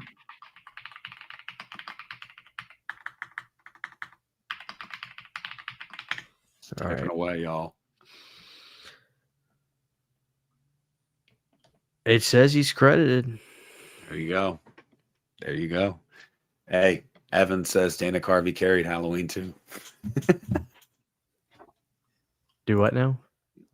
Evan says Dana Carvey. Well, it's funny you say that. Yes, Dana Carvey is credited in Halloween 2 for his role as the non-speaking news assistant named Barry McNichol, though most of his lines and scenes were cut from the final film, leaving him with just a few quick, barely recognizable shots. Oh, man. Have you guys watched Wake Up Dead Man yet? I haven't. The third Knives Out movie? I have zero interest. I didn't like Knives Out into the point where I was like, oh man, I can't wait to watch this again. I'm not into them. I wasn't into the first one. I don't know, man. I'm getting pickier and pickier. I force myself to go outside the box, but no, I have not. You watched I'm Stranger not saying they're Chapter 2 bad, yet? so I'm not disrespecting. Do what now? Do you watch Stranger Chapter 2 yet? Yeah, I did. I thought it was fucking horrible. I haven't seen it yet. I'm not watching 3. Don't care. I'm done. I have to vote with my dollar. I have to. Did you I go to the have to. theater for it? No. I was able to watch it at the house. I'll put it to you like that. And it was that bad. I didn't pay for it. Yeah, it's garbage. It's not good. It's not good. It's terrible. It's bad. It's just it's I can't believe that the guy that did fucking A Nightmare on Elm Street 4. I'm looking at this. The guy that did Elm Street 4 made these pieces of shit. It blows my mind. The guy that did Cliffhanger with Stallone, one of the best action films of the 90s. I don't know, man. It's a travesty. How bad that shit is. I don't understand it. Yeah, I haven't seen it, and I'm not rushing out to see it. I can put it to you that way. The way people Austin, put it to me is, if I may, Austin, because I'm voting. I get the question, why would you watch the first 2 then Bill? Because I have to vote with my dollar. You know, if I think something is bad, and then what's the expression? Fool me once, shame on you. Fool me twice, shame on you. You have to vote with your dollar. So I'm not going to watch the third because I don't want to put any time or money into something that has in my opinion, no merit. You know, I'll just put it to you this way, that's just the way I Christian. look at it. Many people are not going to go see that thing. Oh, dude, I'm not surprised. Like the public trust with that. You took one of the best, I'd say top 10 horror movies of the 2000s. I mean, The Strangers was huge. I was in the theater, and I remember this really cool woman. This woman was sitting in a front row post, and she was having a good time. It was fun. It was everybody had flip phones. Somebody was digging the phone, and she was like, "Oh," and she was hollering and screaming all the fun parts. And then she ran out of the theater whenever you saw the guy in the back of the room. When what's her face, Liv Tyler, is in the kitchen, and you just see him. She couldn't do it. She screamed and ran out. I was laughing my ass off. You took one of the biggest and probably most well-made horror films of the 2000s. You do a weird off-the-wall kind of sequel. Fantastic. And people like it. And then you do a trilogy. This should be this is strike 2. You do these Exorcist trilogies. People hate it. And then they go, oh, shit. What are we doing? And then Strangers does the same thing, and they probably paid Rennie all his money already. You know, fist bump right back at you, brother. Yeah, well, I'm just shocked that this is going to theaters. That chapter 3 is, because I remember John Squires saying after chapter 2 like bombed, he was like, I cannot imagine the third one goes to theaters. It's probably going to go straight to streaming. Nope, it's getting a theatrical release. That's insane. I think they're really trying hard to milk every dollar out of it they can, because dude, Lionsgate's got to know that they totally fumbled this. I mean, it's for a number of reasons, man. It's just, they did reshoots after chapter 1, and clearly from what I heard, it didn't make anything better. So I don't know how you can get absolutely shit on after the first one comes out and then go, okay, we need to probably retool the next 2. Let's go back and shoot some stuff, and somehow not improve anything. Dude, I don't know. I got a feeling that it's just a paycheck for Rennie, man. I really do. Because there's no way you can put your name, like you said, with the resume you have. How can you put your name on 3 of these things? The money must have been good. They had to have thrown, they probably threw millions of dollars at him. Millions. You know, money talks, dude. Hey, Blu-ray Addict mentions it. Yeah, we haven't talked about this yet since this was announced. Scarlett Johansson in The Exorcist, buddy, directed by Mike Flanagan. Oh yeah, buddy. When did people start shitting on Scarlett Johansson? Like, what did I miss? I don't know. I genuinely don't know. Is it because she's just like in everybody's face all the time, and she's in every big? She's always in the big movie. Is it that, or people kind of just burnt out by it? But to me, she's not hard to look at, so No, I don't really have a problem with that. Yeah, I don't know what it is. I really don't. I can't see a reason why you wouldn't like her. And like you said, I mean, if you're upset that she's in your face all the time, it's a weird thing to be upset about.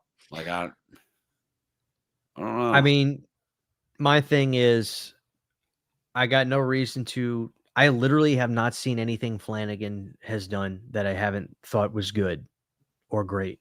So if he wants her in the movie, put her in the goddamn movie.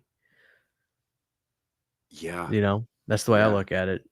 I agree. I agree. Also, Christian, look, guys, you're not gonna get me and Christian to agree with you here. We both liked the new Jurassic World. I know, might be the least surprising thing you've heard tonight, but we both did. I wanted one thing: fucking big dinosaurs. You know? Yeah, dude. I got my kid. Or no, just kidding.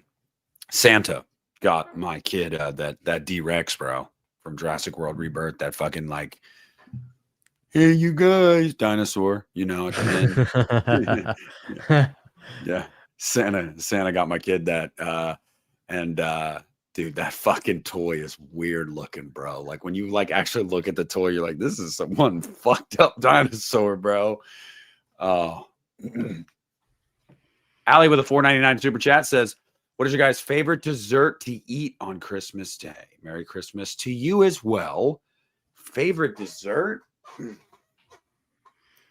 Ooh. Man.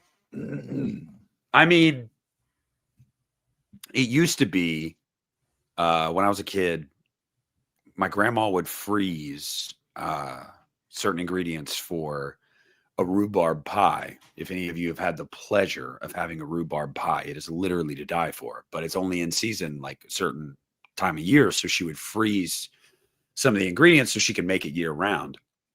And her rhubarb pie, I would literally murder for it. It was so good. So I'm gonna go with her rhubarb pie, man.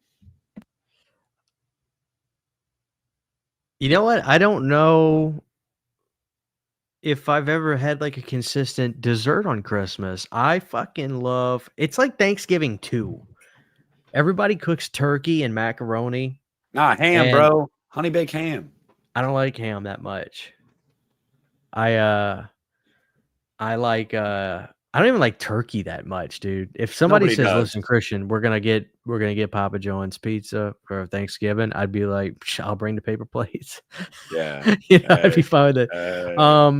I eat booty meat for dessert. Yeah. You know, I think you know what? I think my mom typically makes a carrot cake. And you would think that would taste like ass, but carrot cake's actually really good. If you got a good frosting on there, dude, carrot cake actually is good. And yeah, she does usually make that. I mix it with ice cream though. I can't wait for this, dude. I am gonna eat my ass off this week. That's for sure. Huh? Baldy, you know what to do. Oh my god. Okay, so you're not a ham guy? That Not is really. like the Christmas dinner. Well, I don't know what to tell you, man. Does your family make it at Christmas? They do turkey again, and then they do a small ham. They do a small honey ham. And I can eat a little bit of it, but like I'll take a small slither of it and eat it. But like there's something about honey baked ham where it's like I need my stuff to be, if I'm eating meat, it's got to be savory tasting. And honey ham is just like, it's like dessert meat. I don't like it. I got the timestamp on that one in my head. That wasn't even Freudian. You said if I'm gonna eat meat, it needs to be savory. How do you think? You think I can't use that? I don't think that's Freudian. You know? Have you ever had a fruitcake? Because I've never tried one. No, I don't think I've had fruit. Like I said, carrot cake is what I'm gonna check with my mom and see if she makes. But yeah, carrot cake's usually what my mom makes. So carrot cake at Christmas? That just seems, I don't know. I like carrot cake. I don't think I've ever had it at Christmas.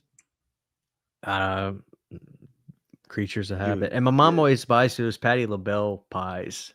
You ever get those at the store? The Patti LaBelle sweet potato pies. I know what they are, but I'm gonna tell you the truth. I hate sweet potatoes. Sweet potatoes? Oh, I hate dude. 'em. Sydney got me on the sweet potato fry kick. She's like, just try them. They're fucking delicious. I love sweet potato fries. But you know what? One thing I like that like a lot of people don't, dude. I like cranberry sauce. I do. I'll fuck up some of that can of The stuff that sauce. comes right out of the jar and has all the Oh, lines on yeah, it. Oh, dude, yeah. you're sick. You're sick. I fucked that up. No, you won't. I don't like yams. I don't like yams. You like a yam? Akeem says he barbecues for Christmas. Dude, when are you gonna invite me one time? If to you're the inviting house, him, dude? invite me. Like, you gotta pay for my flight because I'm broke as shit. But like, dude, I'll be in a good mood. Like, you just invite me one day, dude. I have a good goddamn time. Barbecue at Christmas. Hey, that's unique. That is because, like I said, everybody's doing. Do you like yams? Yams are no, I don't eat yams, dude. I'm a very picky eater. Like very. I've Sydney has forced me to try certain stuff, but Baldy's in here, so you know some things are getting clipped. Dude, I'm telling you, like for real, like when she got me on the sweet potato fry kick, it's been just it was game on. Just game on. I fucking love sweet potato fries. And I'll tell you, dude, if you take a sweet potatoes and you dice them up like fries, like you would for making regular fries, and you cook them in oil, like vegetable oil in a pot, like you're frying the fries. Oh my god, dude. Fuck. I gotta tell you, man, I just shut up, Hunter. Why you gotta give me? You'll fly for barbecue. You better fly for Halloween 50. I said I was going to Halloween 50. Yeah, I said I was going. He says that. We'll see, guys. We'll see. He says no, I'm going. I swear to God. I'm kind of scared, bro. I'm kind of scared. I gotta stop talking about it because, like, I don't want someone that wants to kill me to show up there. You know, like just to kill me because I like Halloween ends or something. You know what I mean? So I'm just gonna stop talking about it. You're at a Halloween convention, so you might find people that like that movie there too. No, I you know, I told you somebody doxed me in the chat the other night. Okay, like randomly, don't even know who they were. I gotta get a VPN, bro. Do you use a VPN? No, I don't have a VPN. I need to though because all the WWE pay-per-views are on ESPN Plus now. So if I get a VPN, I don't know how much it costs, but if it's cheap, I can use that on Netflix and I can change my location to any other country and watch all the WWE stuff on there. I'm gonna start putting every big YouTube channel I watch, they always promote VPNs and like cancel all your subscriptions and just get a VPN and change your country to any VPN on Netflix. And if you want to find a movie, it's streaming and it'll be streaming in any country. You'll find it. Hey, Akeem's telling you got to go to 50th. Akeem, you're gonna be my bodyguard at 50. You're gonna be where I'm staying. Yeah, are we going to your house? Akeem, I need a bed and I need I need a bed. A half bath is fine. I need a bed. I need a wake up call. You can host us, Akeem. You can host us, right? I wish you would. Do it. Uneeda. You oh man. He could. Come on, we're everybody, we're all staying at Akeem's house. We'll get you the address here soon. Shit, man. Yeah, no, you talking about being a picky eater, dude. I'm a picky ass eater too. But there's a lot of things that are like lower middle class foods that I ate so much growing up that I absolutely can't stand. And I'm sure you love some of these, but meatloaf, fuck it. Lasagna, kill me. Spaghetti and meatballs, string me up a freaking with Christmas lights and a tree like in Halloween 6. Chicken Parmesan, kick me in the balls. Nah, dude, I'm not about chicken parm. Shit, yeah, I'm not about. Hey, we got it. You're in 4K now, Akeem. All right, dude. Don't fuck around because let me tell you something. I don't forget. I don't forget. I'm coming. Oh, damn. Baldy, Baldy, clip it. Oh, I can't wait to check my DMs later. I'm probably gonna have multiple clips. Oh, wait. Captain Rhodes has an idea here. Oh, dude, I want her to sign my Heather's poster. Oh, man. You know what I didn't realize, Christian? We were talking about silencers earlier. I didn't realize till Stranger Things season 4 that Winona's got some silencers on those too. Does she really? Dude, go back to the scene in Russia where her and Hopper are changing clothes, and I was like, "Holy shit!" I wasn't familiar with your game. I genuinely wasn't familiar with her game, but never looked at her the same way again, never. And that's in a good way. He Googled. I don't know. I don't know if this is true or not. I'm reading she got breast reductions. So she legitimately tried to silence them. I'm wondering. I don't know if that's true or not, dude. She's got full frontal stuff on Google.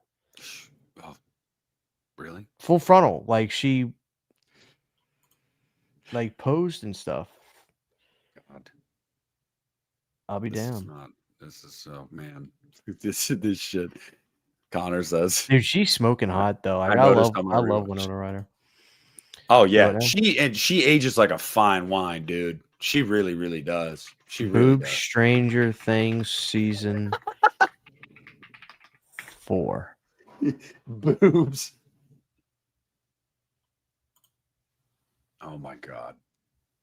Oh, I see now. Yeah, wow. I'll be a son of a bitch. I gotta watch that episode again. What episode was that? I don't know off the top of my head. Oh man. Oh. Let's see. Well, Jose, just based off of when we talked to Sean about it, Sean told us not to expect that.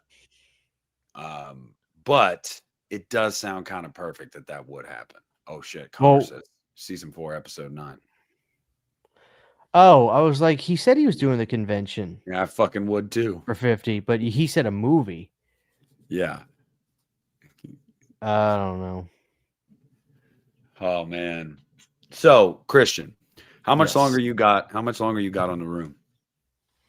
How much longer you think? I finished putting up the trim on the brick wall today. It's close to being done. It's little detail things now. I'll give people a sneak peek. I'm not doing a room tour till it's done, but here I'll give people a sneak peek. Somebody was like, Christian, why don't you have your Jasons behind you? Let me give you this is my living room. There's all the Jasons right there. What's on the TV right there? That's Law and Crime Network. Some guy got caught shoplifting. It's on mute. It was auto playing. But this is the brick wall. Now, I love that New York City look when you're like in an apartment building. Hi, there's a Halloween poster. But like when you're in an apartment building in like a high rise, the wall looks, I just love that. So I have to put stuff up on that. This is kind of like the non-horror wall. So I got my old Zenith TV right there. I got my Dune poster and it's coming. It's a huge room, man. It's a gigantic room. It's our biggest, but the coolest thing, and I'll show you, Nick, whenever I get done with it. But the coolest thing is I have a closet to the left right here, and Sydney made it a completely cool. It's amazing. It's this.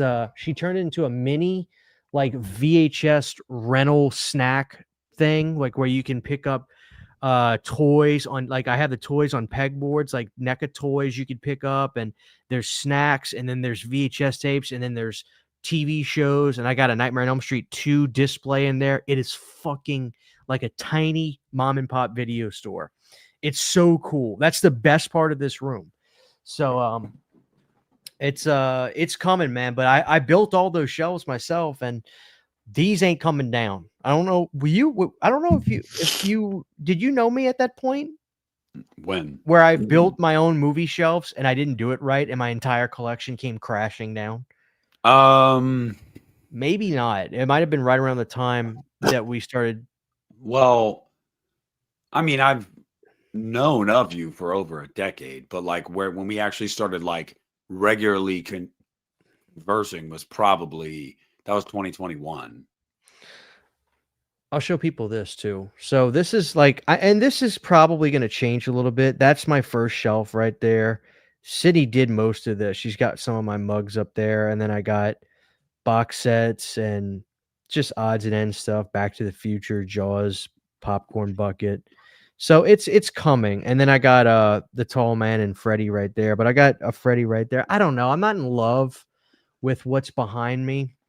I might move baby Freddy over here because you might see him better. But I got to figure it out. I'm not doing a tour till it's done. I have to film in here though when I do stuff. But dude, I honestly think it's fucking amazing. Like, I don't have the best movie room on YouTube by a mile, but I think I might be in the top 20 now. Like it really has come out pretty fucking sweet. So I'm happy with it. Yeah, I'd And say I it looks lucked out, pretty good. dude.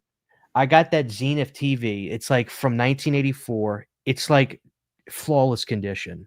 Like that thing, it's in perfect. The wood, no scratches, no dings on it, and it works. So Yeah.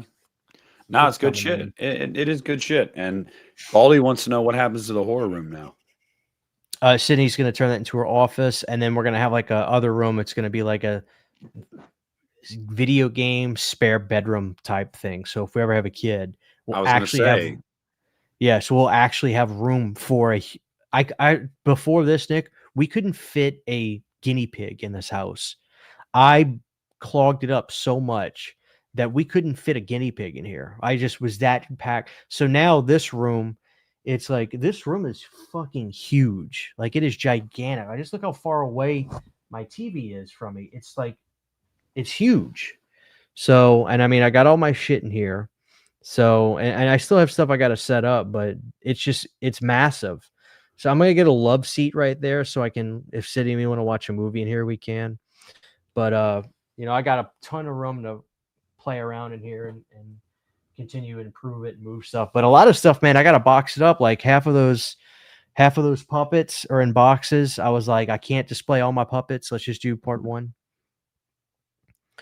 No. The shed is now just complete storage. So now this is actually, long story short, when this was our carport, this whole thing was the carport, and that's right there is that's the kitchen door. You walk into that's technically the door me and City was going, that's the kitchen right there. So when me and my dad were taking the trim off of the opening, my dad goes, Christian, this is probably like a family room or a dining room. I was like, what do you mean? He goes, look at the brick. Look at the wall. You can see the wires got cut that ran the electricity to those outlets. This was a room that they converted to be a carport. I was like, oh my God. So half of those outlets down there by the TV, they were dead outlets. So we had to go up in the roof. I had to buy cable. I had to learn how to become an electrician. My dad knows how to do this stuff, but I had to go up there, drill holes through the wood, run cable down to an outlet, then get a junction box. I won't bore the audience, but like, dude, it has been so much fucking work. I was at a point, I was just like, I don't even know if it's worth it, but now it's worth it because I'm comfortable. I just put the trim on the windows. So now the windows actually have trim around them. It's been a lot of work, but I'm happy with it, man. It really did come out good. And, we'll see what happens after this. Maybe I'll run out of space in here and just have to buy a whole new house. yeah, you stopped posting your weekly thumbnails that I was. It was, well, for a couple weeks, there was nothing new to do or to show because it was all changing outlets, changing wires, doing this, doing that. Yeah, well, I had more memes to make, Christian. So, oh, dude, I was dying laughing at those. Day one, week one, no porn or fent. Somebody asked a question: is the room climate controlled? Don't want you melting in summer. Yeah, that's the beauty. Is we built the wall back. We put the wall back up.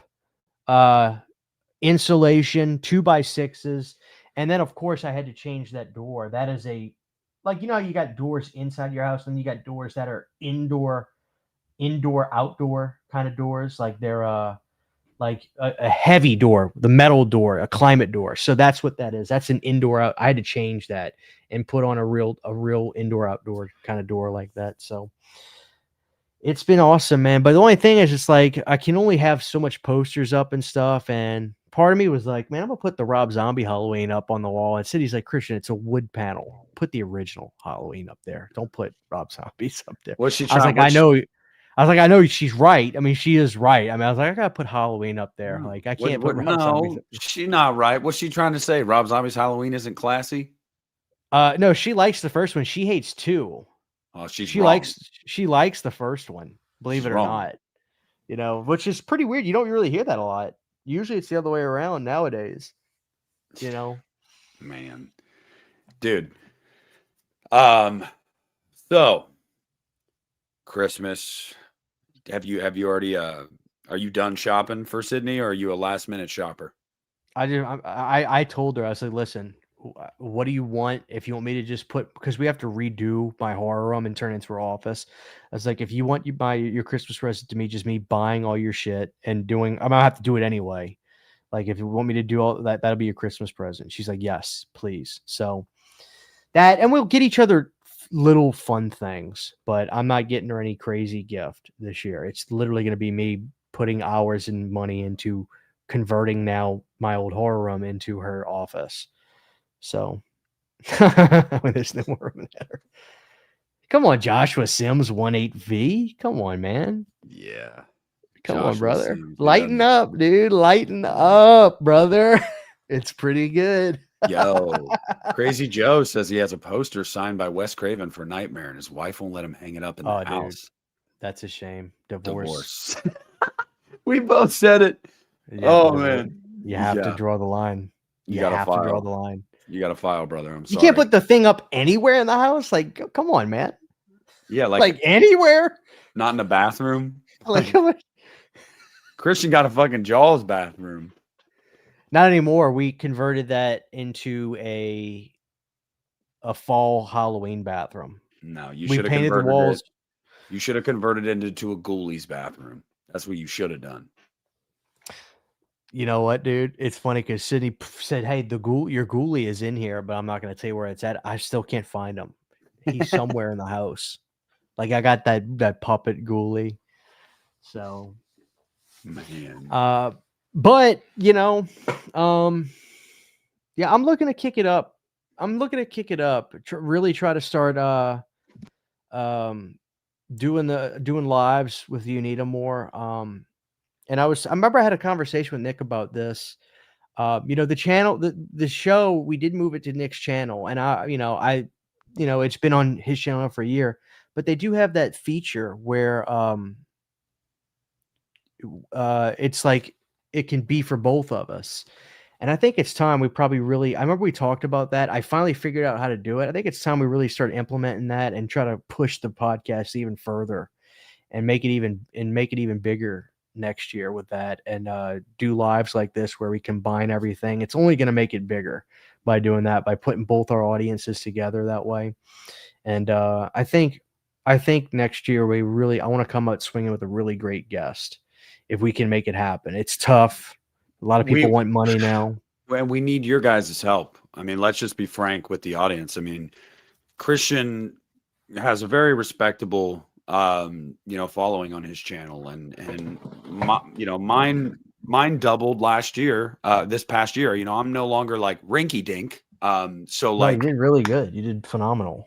Well, combined, I would say, like, anybody, I've just never understood, like, oh, we have the potential of getting like 60,000 eyeballs on us. Yeah, not into that. That just seems weird to me. You know what I mean?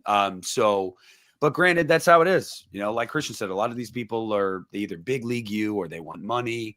So we need your guys' help to get the word out sometimes to certain guests. Now, Christian, I mean, if we could just talk bluntly, quickly about some of the ones we want to have on here. Sure. Put it out there. I don't even care at this point. Well, I want to ask you as well. That's what I'm saying. So like spitball here, one that Christian and I have talked about that is someone that is pretty active on social media that we're pretty sure we could get their attention, especially with your guys' help, is Mike Flanagan. Mike Flanagan. So what's the problem with Scout? Yeah. So Mike Flanagan is one that we do feel like we could get his attention if we had your guys' help.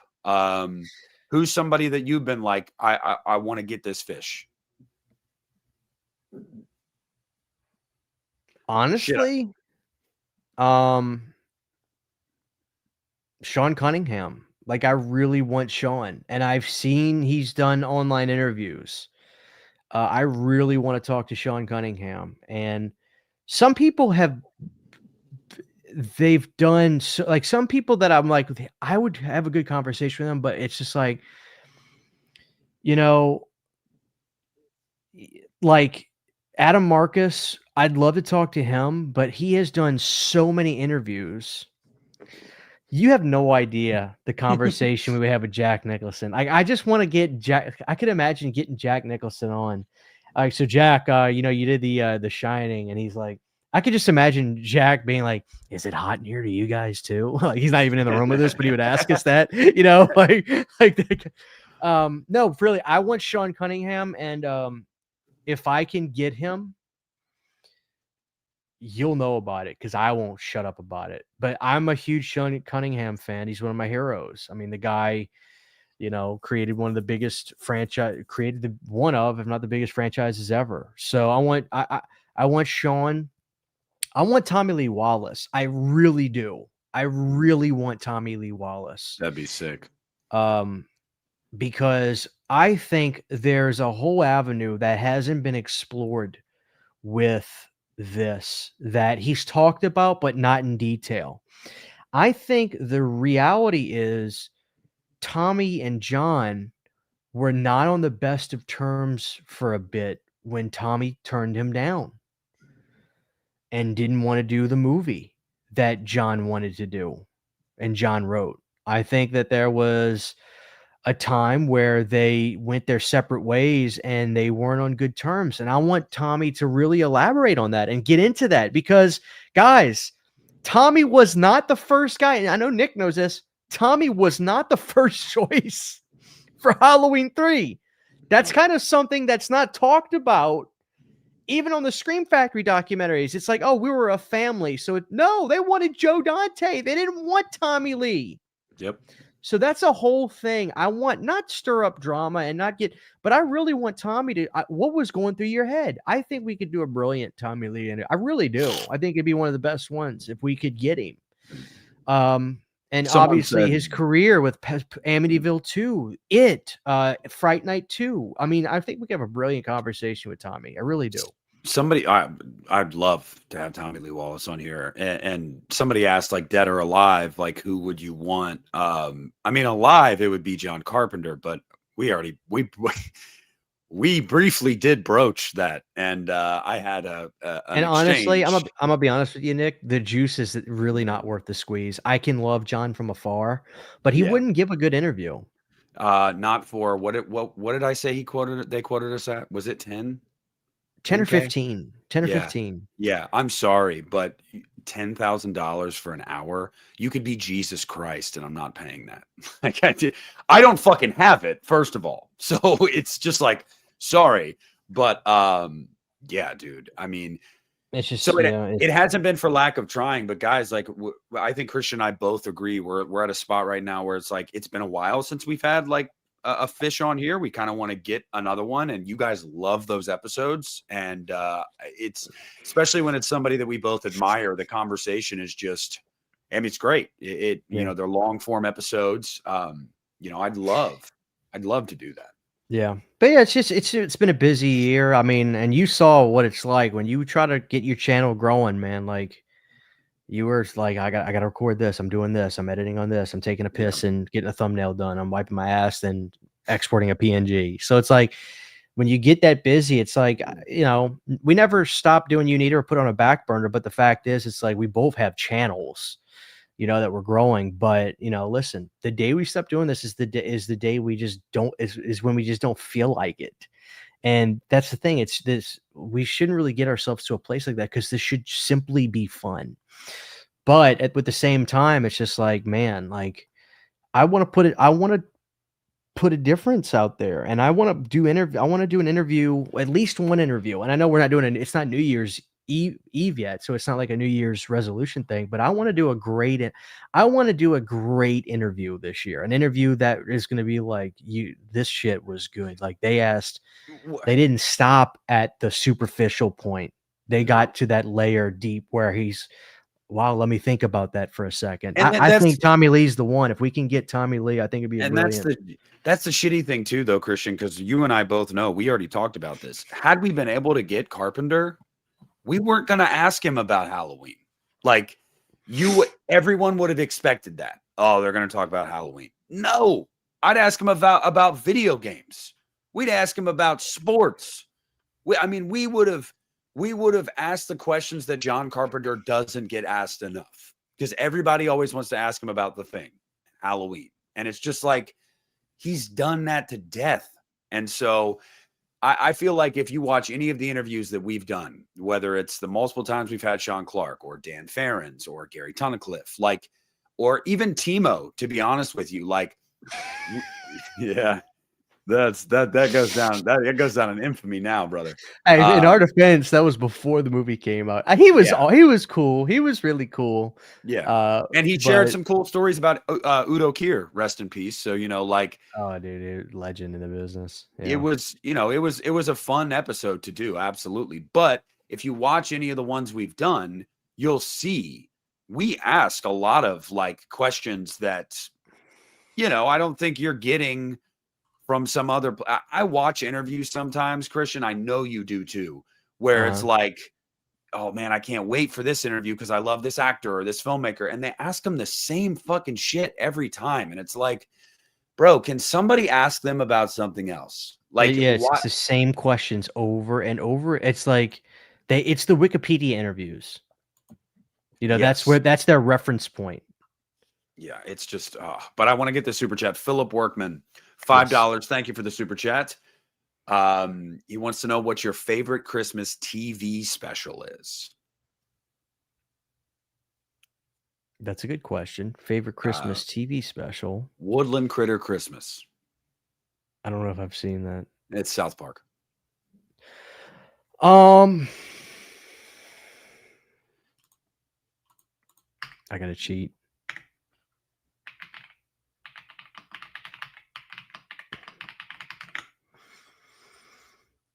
It's probably not actually a Woodland Critter Christmas.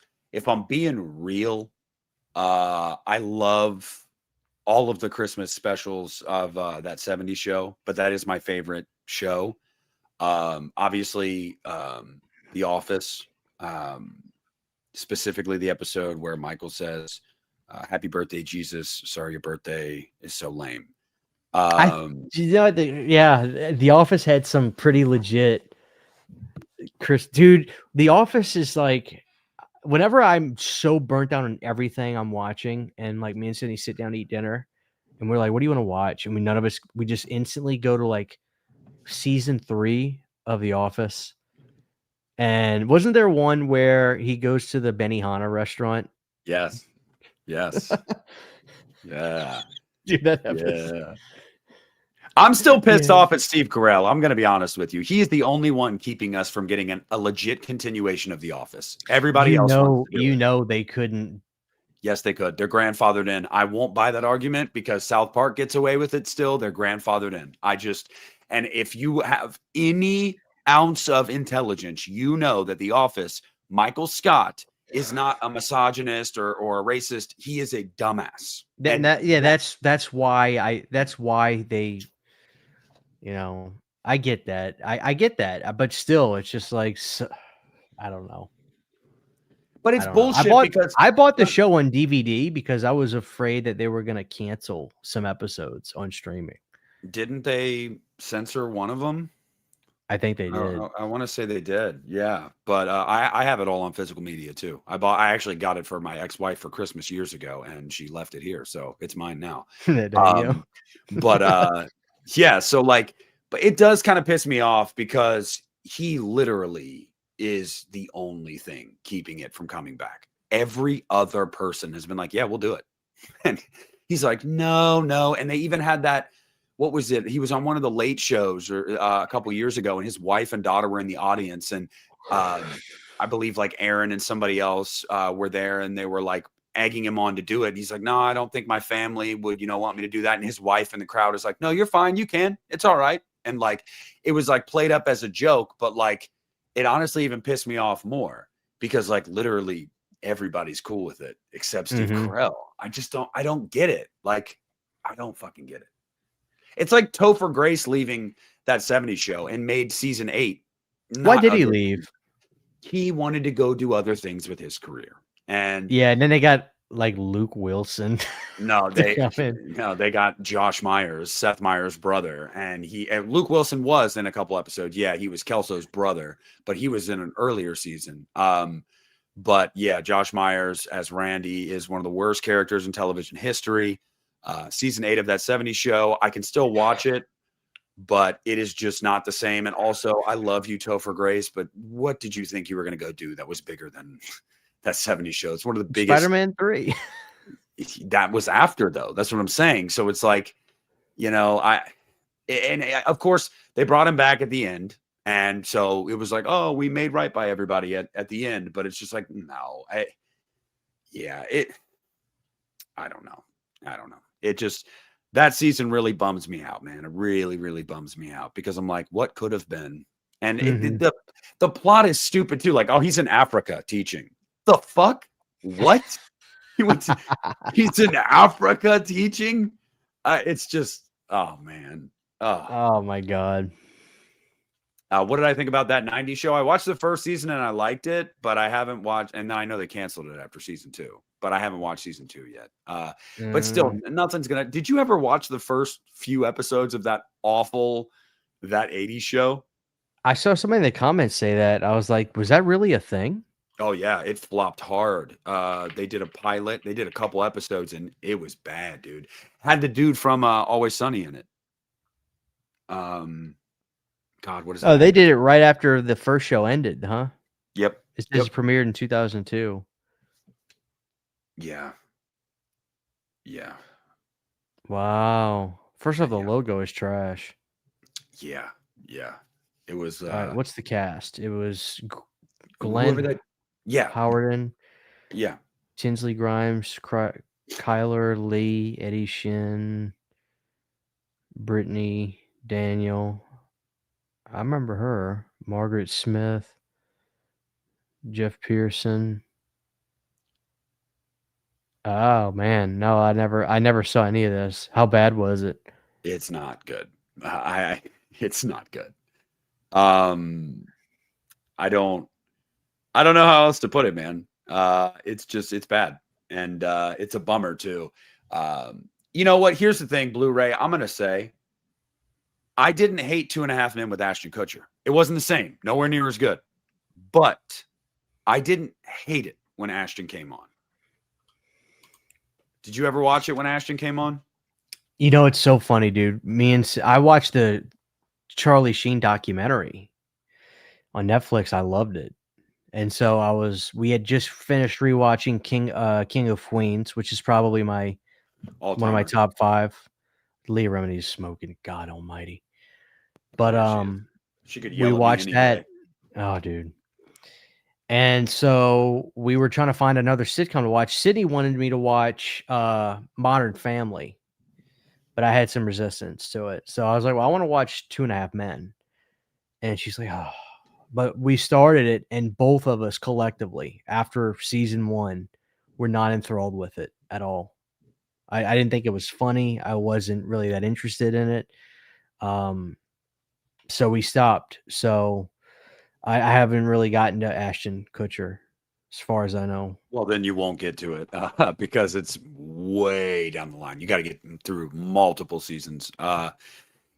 My go-to comfort show is that 70s show. It always has been. I have watched that front to back at least 25 times in my life because it is a show that I will turn on to fall asleep to.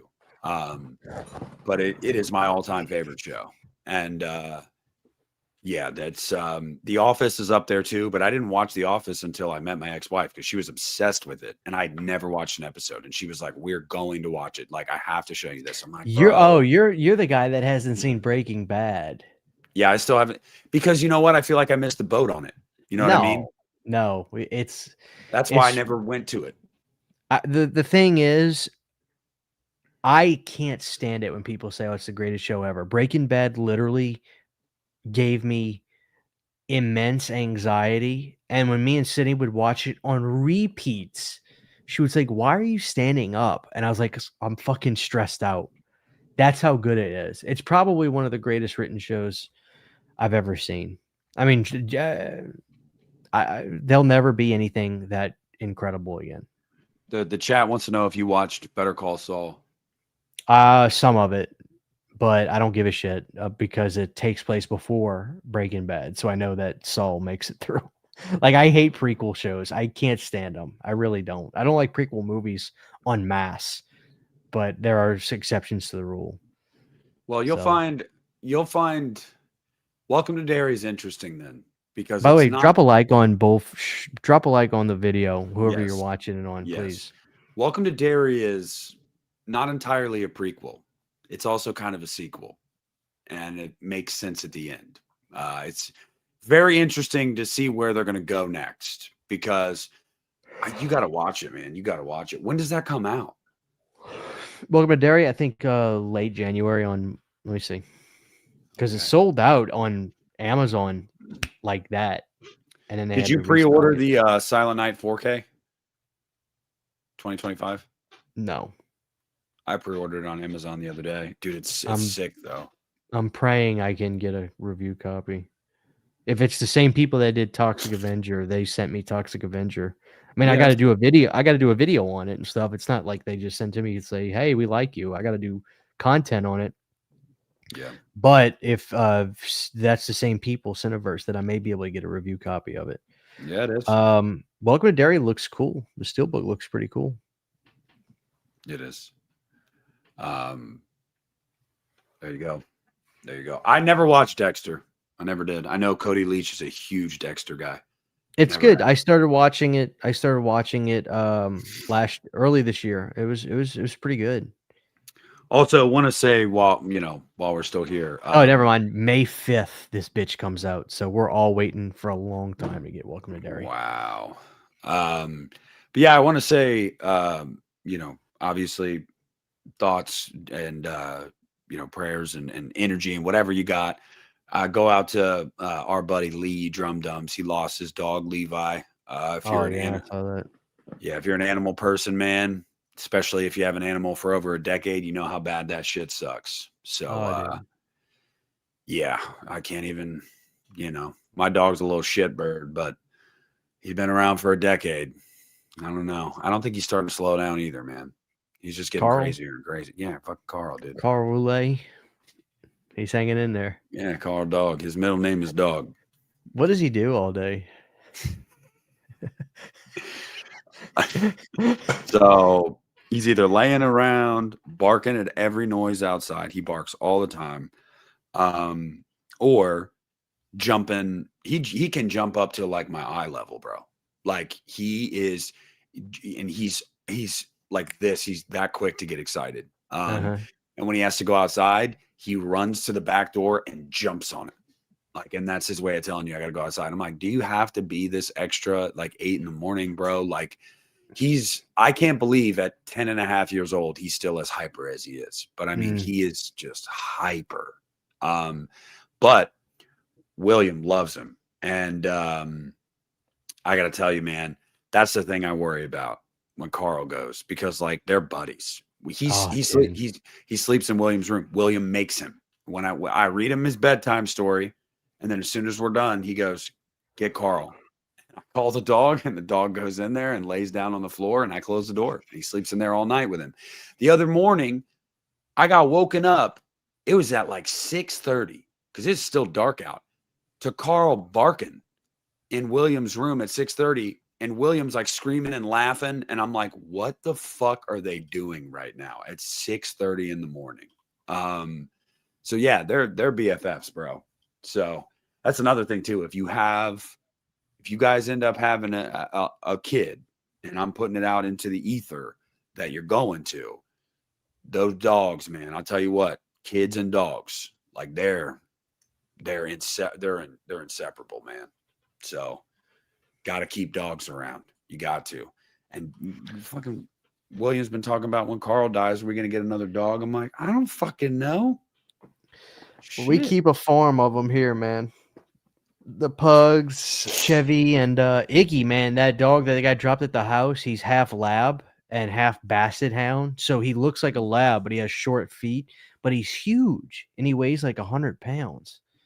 You know, so the second you open the door, like, because we pretty much come in through this room, we never use the front door. Whenever we come in, like when I come in today, you hear it. You hear 16 feet just swarming toward you.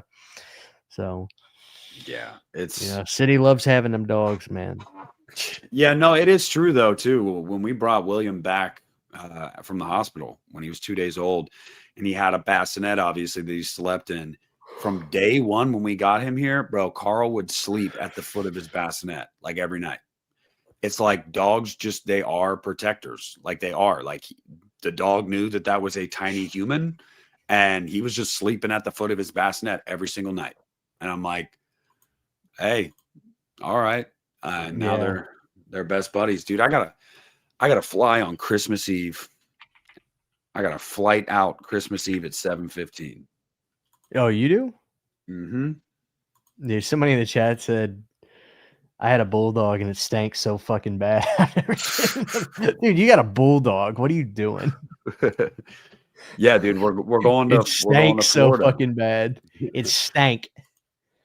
Yeah, we're going to Florida for Christmas. So and I have to work on Christmas Eve. I always do. It's just something that we know we have to do every year. So yeah, I gotta be at the airport. I'm leaving work at like between 4 and 5, headed straight to the airport. I'm getting into Florida at like 10 p.m. I'll get to my grandpa's house at like 11.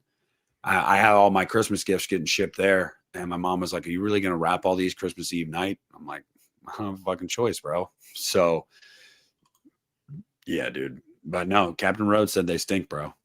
They stink, bro. Oh yeah, they do. They're nasty. Bulldogs are nasty. The color grading of Uncle Jerry would kick so much fucking ass on 4K. We'll see. We don't even need to keep talking about that because, like, I've been telling this SOB do Uncle Jerry 3 for like literal years now. And he's like, oh, yeah, Trey would do it. He's like, I know Trey would do it, but still haven't done it. It's in pre-production. Yeah, it's going to be in pre-production for the next 25 years. But it is in pre-production. But all right, we're over 2 hours, y'all. We're gonna wrap up with some pleasantries. Christian, what you got coming this week? Do you have anything that's gonna align with Christmas this week? I don't think so. I'll try. This week is really going to be focusing on, just enjoying the couple days with the family and tidying up, getting all the odds and ends done in here because I want to be able to do the tour, show everybody, and it's not horror related, but I am fucking super pumped to review Under Siege, one of my favorite 90s action films ever. I should be getting that Monday, hopefully. So there's that. But I don't know, man. I'm gonna did Nick leave? I guess it's just me. I'll talk until he comes back. First off, what the hell is wrong with Under Siege? Immortal Nightmare. Under Siege is a masterpiece. My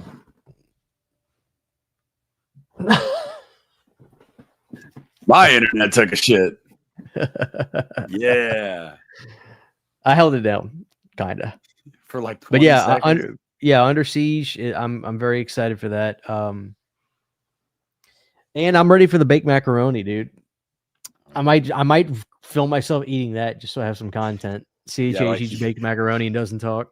Yeah, like you did for the Baja pie. I saw that on Instagram. I never tried that. Brutal, dude. Oh, dude, it tastes exactly what you think it tastes like. Baja? Yeah. Why is that gross then? I love Baja because it's you don't turn drinks into food. Like it just doesn't work that way. Well, yeah, as far as me, dude, I don't know. Somebody asked earlier, like, what are your top 3 this year? And I refused to answer that because that's the video I have coming. I'm not recording it tonight, guys. I'm going to be totally honest with you. I'll record some tomorrow. I'll have it out Monday. And it's going to be my top 10 of the year because there's nothing else coming out this year that I'm going to want to see. I'm not seeing That Avatar. reminds me, I need to do a top 10 physical media of the year. Oh, Mr. Deadlights, $2 super chat, Tony Moran on the podcast. Let's go. I'll do it. So, Tony, what did you mean when you said that Tyler Mane won? I call him a fucking bitch because he's my bitch. I'm the only Michael Myers. They're the shape. You. He's a fucking bitch. He's my bitch. You guys don't understand. We would literally do it. I'd have Tony Moran on here, and I'd bring up his comments too, his controversial comments back. What do you mean by this, Tony? The fuck I said is what I mean. God damn it. Honestly, he probably would. He'd come on. That infamous stream where he went nuts and he had his girlfriend on there. Did you see that? Yes. Oh my God. I love it. He says, and my girlfriend's here. Hey, come show me your ass. And she did it. She did it. Yeah, he's a character, man. Not the Michael Myers I want to meet. But dude, those tours, there's streams, there's like interviews on YouTube you can watch where this interviewer is just like sitting there stunned because he's saying, yeah, this movie's a piece of shit. They invited me to the premiere. Why would I come to the premiere of this piece of shit? Blah blah blah. And I'm not a you know what sucker. So I'm not going to come there and act like I really care about any of this. And I'm signing Funko Pops. How much of a loser you have to be to buy a Funko Pop of Michael Myers?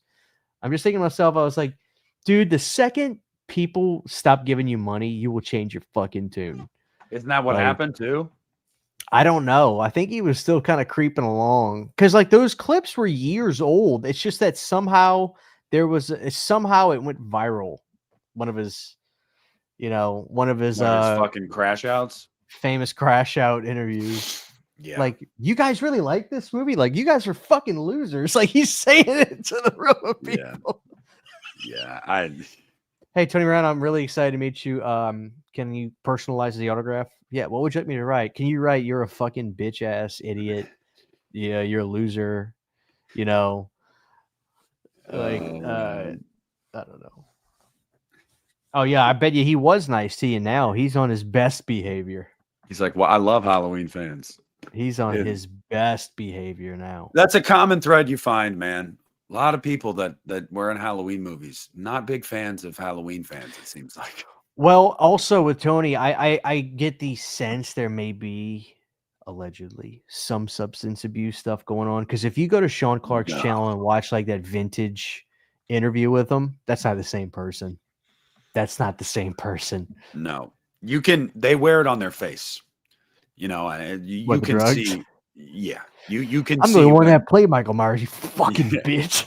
You can see when someone's been rode hard and put up wet. Like it's yeah, you can see it. One of my favorite moments of the crash out, the big crash out interview was when he goes, "Who the fuck does he think he is? James Jude Courtney. Who goes by 3 names? What kind of moron goes by 3 names? I made the real Halloween films, like when Tommy Lee Wallace was helping me." You're very true. No, that's very true, Zach. It's like there's a difference between. I feel like there's a difference between Halloween fans and also just general horror or even just movie fans. And I'm not even, that doesn't even have a reference with like, if I'm not even saying this is this thing like if Halloween's your favorite franchise. I don't even think it's that. It's the people that act like it's real to a certain extent. The way they talk about the films and discuss them. If they talk about them like they're real, then we have an issue. You forgot the swear words in there. Oh man, He maybe did. Whoa, Aaron, and I'm. That's who we need, Christian. Busta. We need to get Busta on the pod. We ain't getting him. How do you I know? wish. I would love to get Busta. Now, Busta, you did rewrite your dialogue, from what I understand. Like, where did you get the inspiration? What do you mean for trick or treat, motherfucker? Why did you say that? Because it was Halloween. I would make him wear the mask too.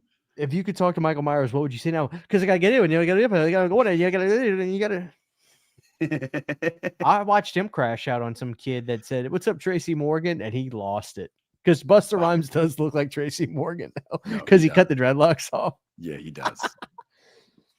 Yo, guys, I'm not even shitting you. If Busta Rhymes, I would have Busta Rhymes on here in an instant. We have to do a mock interview, like we can make a thumbnail, call it like Busta Rhymes Halloween interview 2025, and then Busta tells all. Busta sets the record straight with a quote that's like, "Y'all all wrong, LOL." Oh man, holy shit, dude, we got to do it. We got to do it. Hey, so that's the goal for 2026, y'all. We're gonna get Busta Rhymes and Tony Moran and really all the heavy hitters in both of them on the same interview, the same episode. He can tell Busta. They can argue about who was the real Michael Myers. I'm Michael Myers. I'm playing Michael Myers. I'm your goddamn Myers, you fucking bitch. That's what they're gonna do. But no, we're gonna need your guys. And then we both leave. We both leave the StreamYard thing, and we come back later to see if they're still arguing, and then we can end the recording. I don't know, man. They might. I would love a Jamie Lee interview. I absolutely would. I would say Jamie. I would hold up a picture of Danielle Harris as a kid. Like, do you know who this is? Like, do you recognize this? No, I have no idea who that is. And then I would end the interview. I was like, Jamie, thank you for your time. There you guys have it. Yeah, no. Would you ask Jamie about her silencers? Absolutely, and I think she would love. No, I think you wouldn't. Honestly, no, you wouldn't. Not only would I would say it in a good light, but not only would I say it, but I think Jamie would absolutely have the best sense of humor about it. I would say, Jamie, when you did the promotion for, when you were doing the promotion for Freakier Friday, I didn't know you were carrying like that, and I think she would laugh her ass off. Jamie's funny. But here's the thing, though, Christian, you did know, so like, but they haven't deflated. No, it doesn't look like. No, because them bad boys are real, buddy. Okay. Oh, natural. She only had one kid too, right? Or does she have two? She has a couple. Yeah, two maybe. Yeah, maybe she has two. I do Rowan Campbell. I'd interview him. Dude, y'all don't even understand, bro. I've tried. I've messaged Rowan on Instagram. Obviously, he's never opened it because it goes to his message request. But I've tagged him in my stories before, and he's watched them. So. Well, now you know what to do. Yeah, so it's like, Rowan, I'm just gonna tag you in a fucking story, but like, because Rowan was just on Dead Meat. Now, obviously, we're not fucking Dead Meat, but like, you know, I'd love to have Rowan on here. Did I miss a super chat, Mr. Deadlights? I apologize. Let me see. I thought I saw yours. I'm not seeing one. When you Tony Moran on the podcast. I don't see one that came through on all my starred one. It's not on my starred tab. I'm not seeing it. Well, I didn't think I missed it. I don't know. But yeah, so Rowan Campbell on here and Jamie Lee in the same episode. And yeah. No, I mean, obviously, guys, we're not going to shoot for the moon. Because we'll just be disappointed. Christian always has to talk me off the ledge. He always does. He's always like, bro, you can't. You gotta reel yourself in sometimes. And I'm like, no, well, it's like I have superstition about stuff. So like when we really get a lead on something, I don't want to say anything until the recording is done. Yeah, but in my defense, with all of these people, we have been in like talks with them. It's not like it's been like a pipe dream where I'm like, one day it'd be cool to have. No, I was in talks about having John Carpenter. Those talks were very short-lived. Oh, yeah. And I wasn't by my phone, so the text thread was fucking hysterical. Oh, yeah. Christian, big news. Yeah. Where you at? This is serious. All right, never mind. Yeah. And then I got the follow-up, and I was like, well, what happened? How the fuck we gonna interview Donald Pleasant? Seance, bro. Let's go to his grave and then just turn the mic on and just kind of leave it there. You never know. Ashley Lawrence was another one that we were in talks with. And like, guys, I love Ashley Lawrence. I don't love you at $1,000 an hour. Like, yeah, the managers. Like I was saying, dude, it's like everything's turning into convention prices now. It's even worse than that, dude. If you go to a convention, you can probably get Ashley Lawrence's autograph and picture for $50. But an hour of her time from her house where she could be in her pajamas is $1,000. That's just that's fucking insane. That sounds more to me like the manager's taking $700 and she's getting like 300. Yeah, it's not happening. It's just not happening. Captain Rose says interview the Romero statue at Monroeville. Oh, I got the Romero statue replica coming, Captain Rhodes. I'm gonna put that right there. I'll put George Romero right there, my hero. Okay, that's dude, on that bucket list, bro. Heathen Days is like the best fucking song ever. I listen to it every day. So much better than that. What was that first one even called? I can't even remember what it was called. What was it? Punks and something? I don't remember. Punks and Demons. It wasn't a great single, but Heathen Days, dude, is fucking amazing. I mean, it is amazing. Yeah. That's some old school Rob right there. That really is. That gives me White Zombie for sure. Like, it's fast, it's heavy, it's dude, that's Riggs. That's the Riggs I remember. Yeah. From Punks and Demons just seemed like so uninspired. It's so repetitive. Yeah, it's a B-side. But Heathen Days was so good. I remember giggling listening to it. I was like, dude, we're back. We are so back. John who? I'm good. No John, no problem. Yeah. So I'm good, man. I'm looking forward to the record. I think it comes out in January. So yeah, I'm all in on Rob Zombie without John 5. He's an idiot. He left to go play with Motley Stew. And they're trash. So yeah, absolute trash. Also looking forward to this album coming out too, because not long after, you would have to imagine the wheels might start turning for Rob again with a movie, because you and I have talked about this. Rob he's got to be making a movie. He's got to be working. He does one at a time. Like he's always said, like, we're working on a record, we're going to tour it. And then I usually, do a movie. And, so it's like, come on, Rob, it's been too long. We need you to get back. And I feel like maybe because he had to start over with his band again, like really, I mean, with John 5, they were together for so long, they could probably write a record in a week. But, with getting with Riggs, it was like touring the material, relearning each other as friends and bandmates. And the material probably came slower for this. But now that the stuff has come through and the record's done, I really hope Rob right now is just, I don't know. I just feel like I think Rob Zombie could find a great home with Neon. I really do. I think if Neon let Rob make something, and Rob hired a good writer, somebody he trusted. Are you kidding me? Yeah. No, I'm absolutely not looking forward to Megadeth's new album, CR. I hope you don't get mad at me.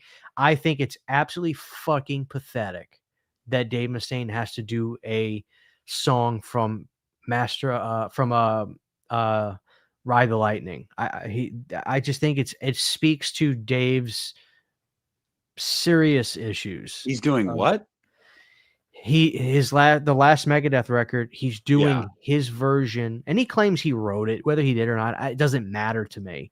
But he's doing his version of Ride the Lightning as the last song on the record. The last song on the final Megadeth record is going to be a Metallica song. I'm serious. 40 years later. And David Ellefson was asked about it, and he was just like, yeah, I would have quit if that was the case. But now it's, so, I'm really not that interested in it. I like Dave Mustaine to a certain extent. He's a legend. But, I just think that's really pathetic. I don't care if the song's good or not. That doesn't matter. I'm sure it'll be pretty good. Although, Megadeth did a cover of No More Mr. Nice Guy for the Shocker soundtrack, and it's fucking terrible. It's terrible. It's the worst song on the Shocker soundtrack, in my opinion. So, I don't care. It's trash. It's a trash song. So the best song this year to me is clearly Heathen Days. Was the absolute best new hard rock metal song this year by a mile. Was Heathen Days. I loved it. I thought Heathen Days was better than the new Ghost record. I like the new Ghost record, but Heathen Days was so fucking good. Every time I listen to it, I'm like, I can't believe they wrote this. So yeah. I didn't like the singles from Megadeth. Isn't it just self-titled too? Their last album's just called Megadeth.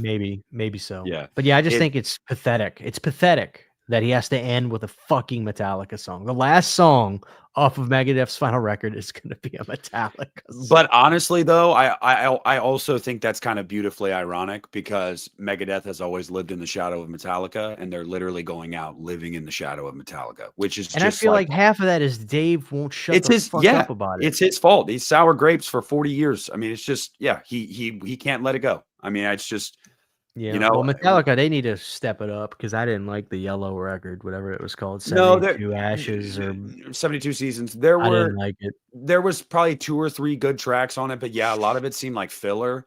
And it was a Didn't bummer like it. because Hardwired was a really good. I really dug Hardwired. I thought Hardwired's Moth and a Flame is probably one of my top 5 Metallica songs. It's amazing. Yeah. That was back. They were throwing it old school. That's thrash metal. That whole album is thrash metal. Like that's just. Well, they ain't gonna be doing that again. The next record will be very different because they're getting old. They will be going back. It'll be. I don't even think they've started recording though. Like Lars is the one that speaks on it all the time, and he's like, "Oh yeah, we got a bunch of ideas and material and but I don't think they've recorded. They're recording anything." Yeah, I agree. I'll just say this. Sonically, you're probably correct in the intricacy of the guitars and whatnot, but I think Metallica just sounds better. It's more simplistic, but it has a easier sound. And also, I really hate when people shit on Kirk Hammett. Like, he's not as talented as Dave Mustaine. Like, oh, wow, Kirk Hammett. But like, Kirk Hammett's a good guitarist. Like, and what he does works for him. But Metallica is an easier listen. Always has been. They were better with they were better with Newsted though. Like Newsted, like cunning stunts to feel like you can. Like I like Trujillo, but man, something about I keep wanting to say David Ellison, but something about Jason Newsted, just the way he attacks the bass with the pick, it was just perfect. They did him dirty, man. They really did him dirty. Yeah, because I'm glad that you say that. Yeah, he quit the fucking band. He quit the fucking band. I'm just gonna say, I'm not even gonna say Lars did him dirty because everybody knows it was largely Lars that was the issue there. But I mean, according to Jason, he talked about it that James was the egomaniac that didn't want to do his band. Yeah, James 100% has an ego. Like that's not even. He wouldn't let him do. I listen to that Echo Brain record every now and again. I'll be honest with you, it's all right at best. It kind of sucks. Like it's like a 2000s kind of like indie rock thing. It's like, dude, that was not going to make you. That was not going to sell that. No, it's kind of like Tom DeLonge. Leaving Blink-182 and trying to do his thing. And like, I know people liked, what was it? Angels and Airwaves, but like the first Angels and Airwaves records was great. After that, they just kept getting weird. Yeah.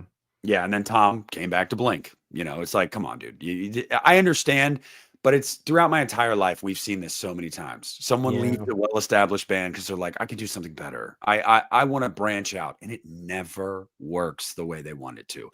But you know what I'm waiting for, Christian? And I don't give a shit what anybody says. I need in 2026 a new Creed record.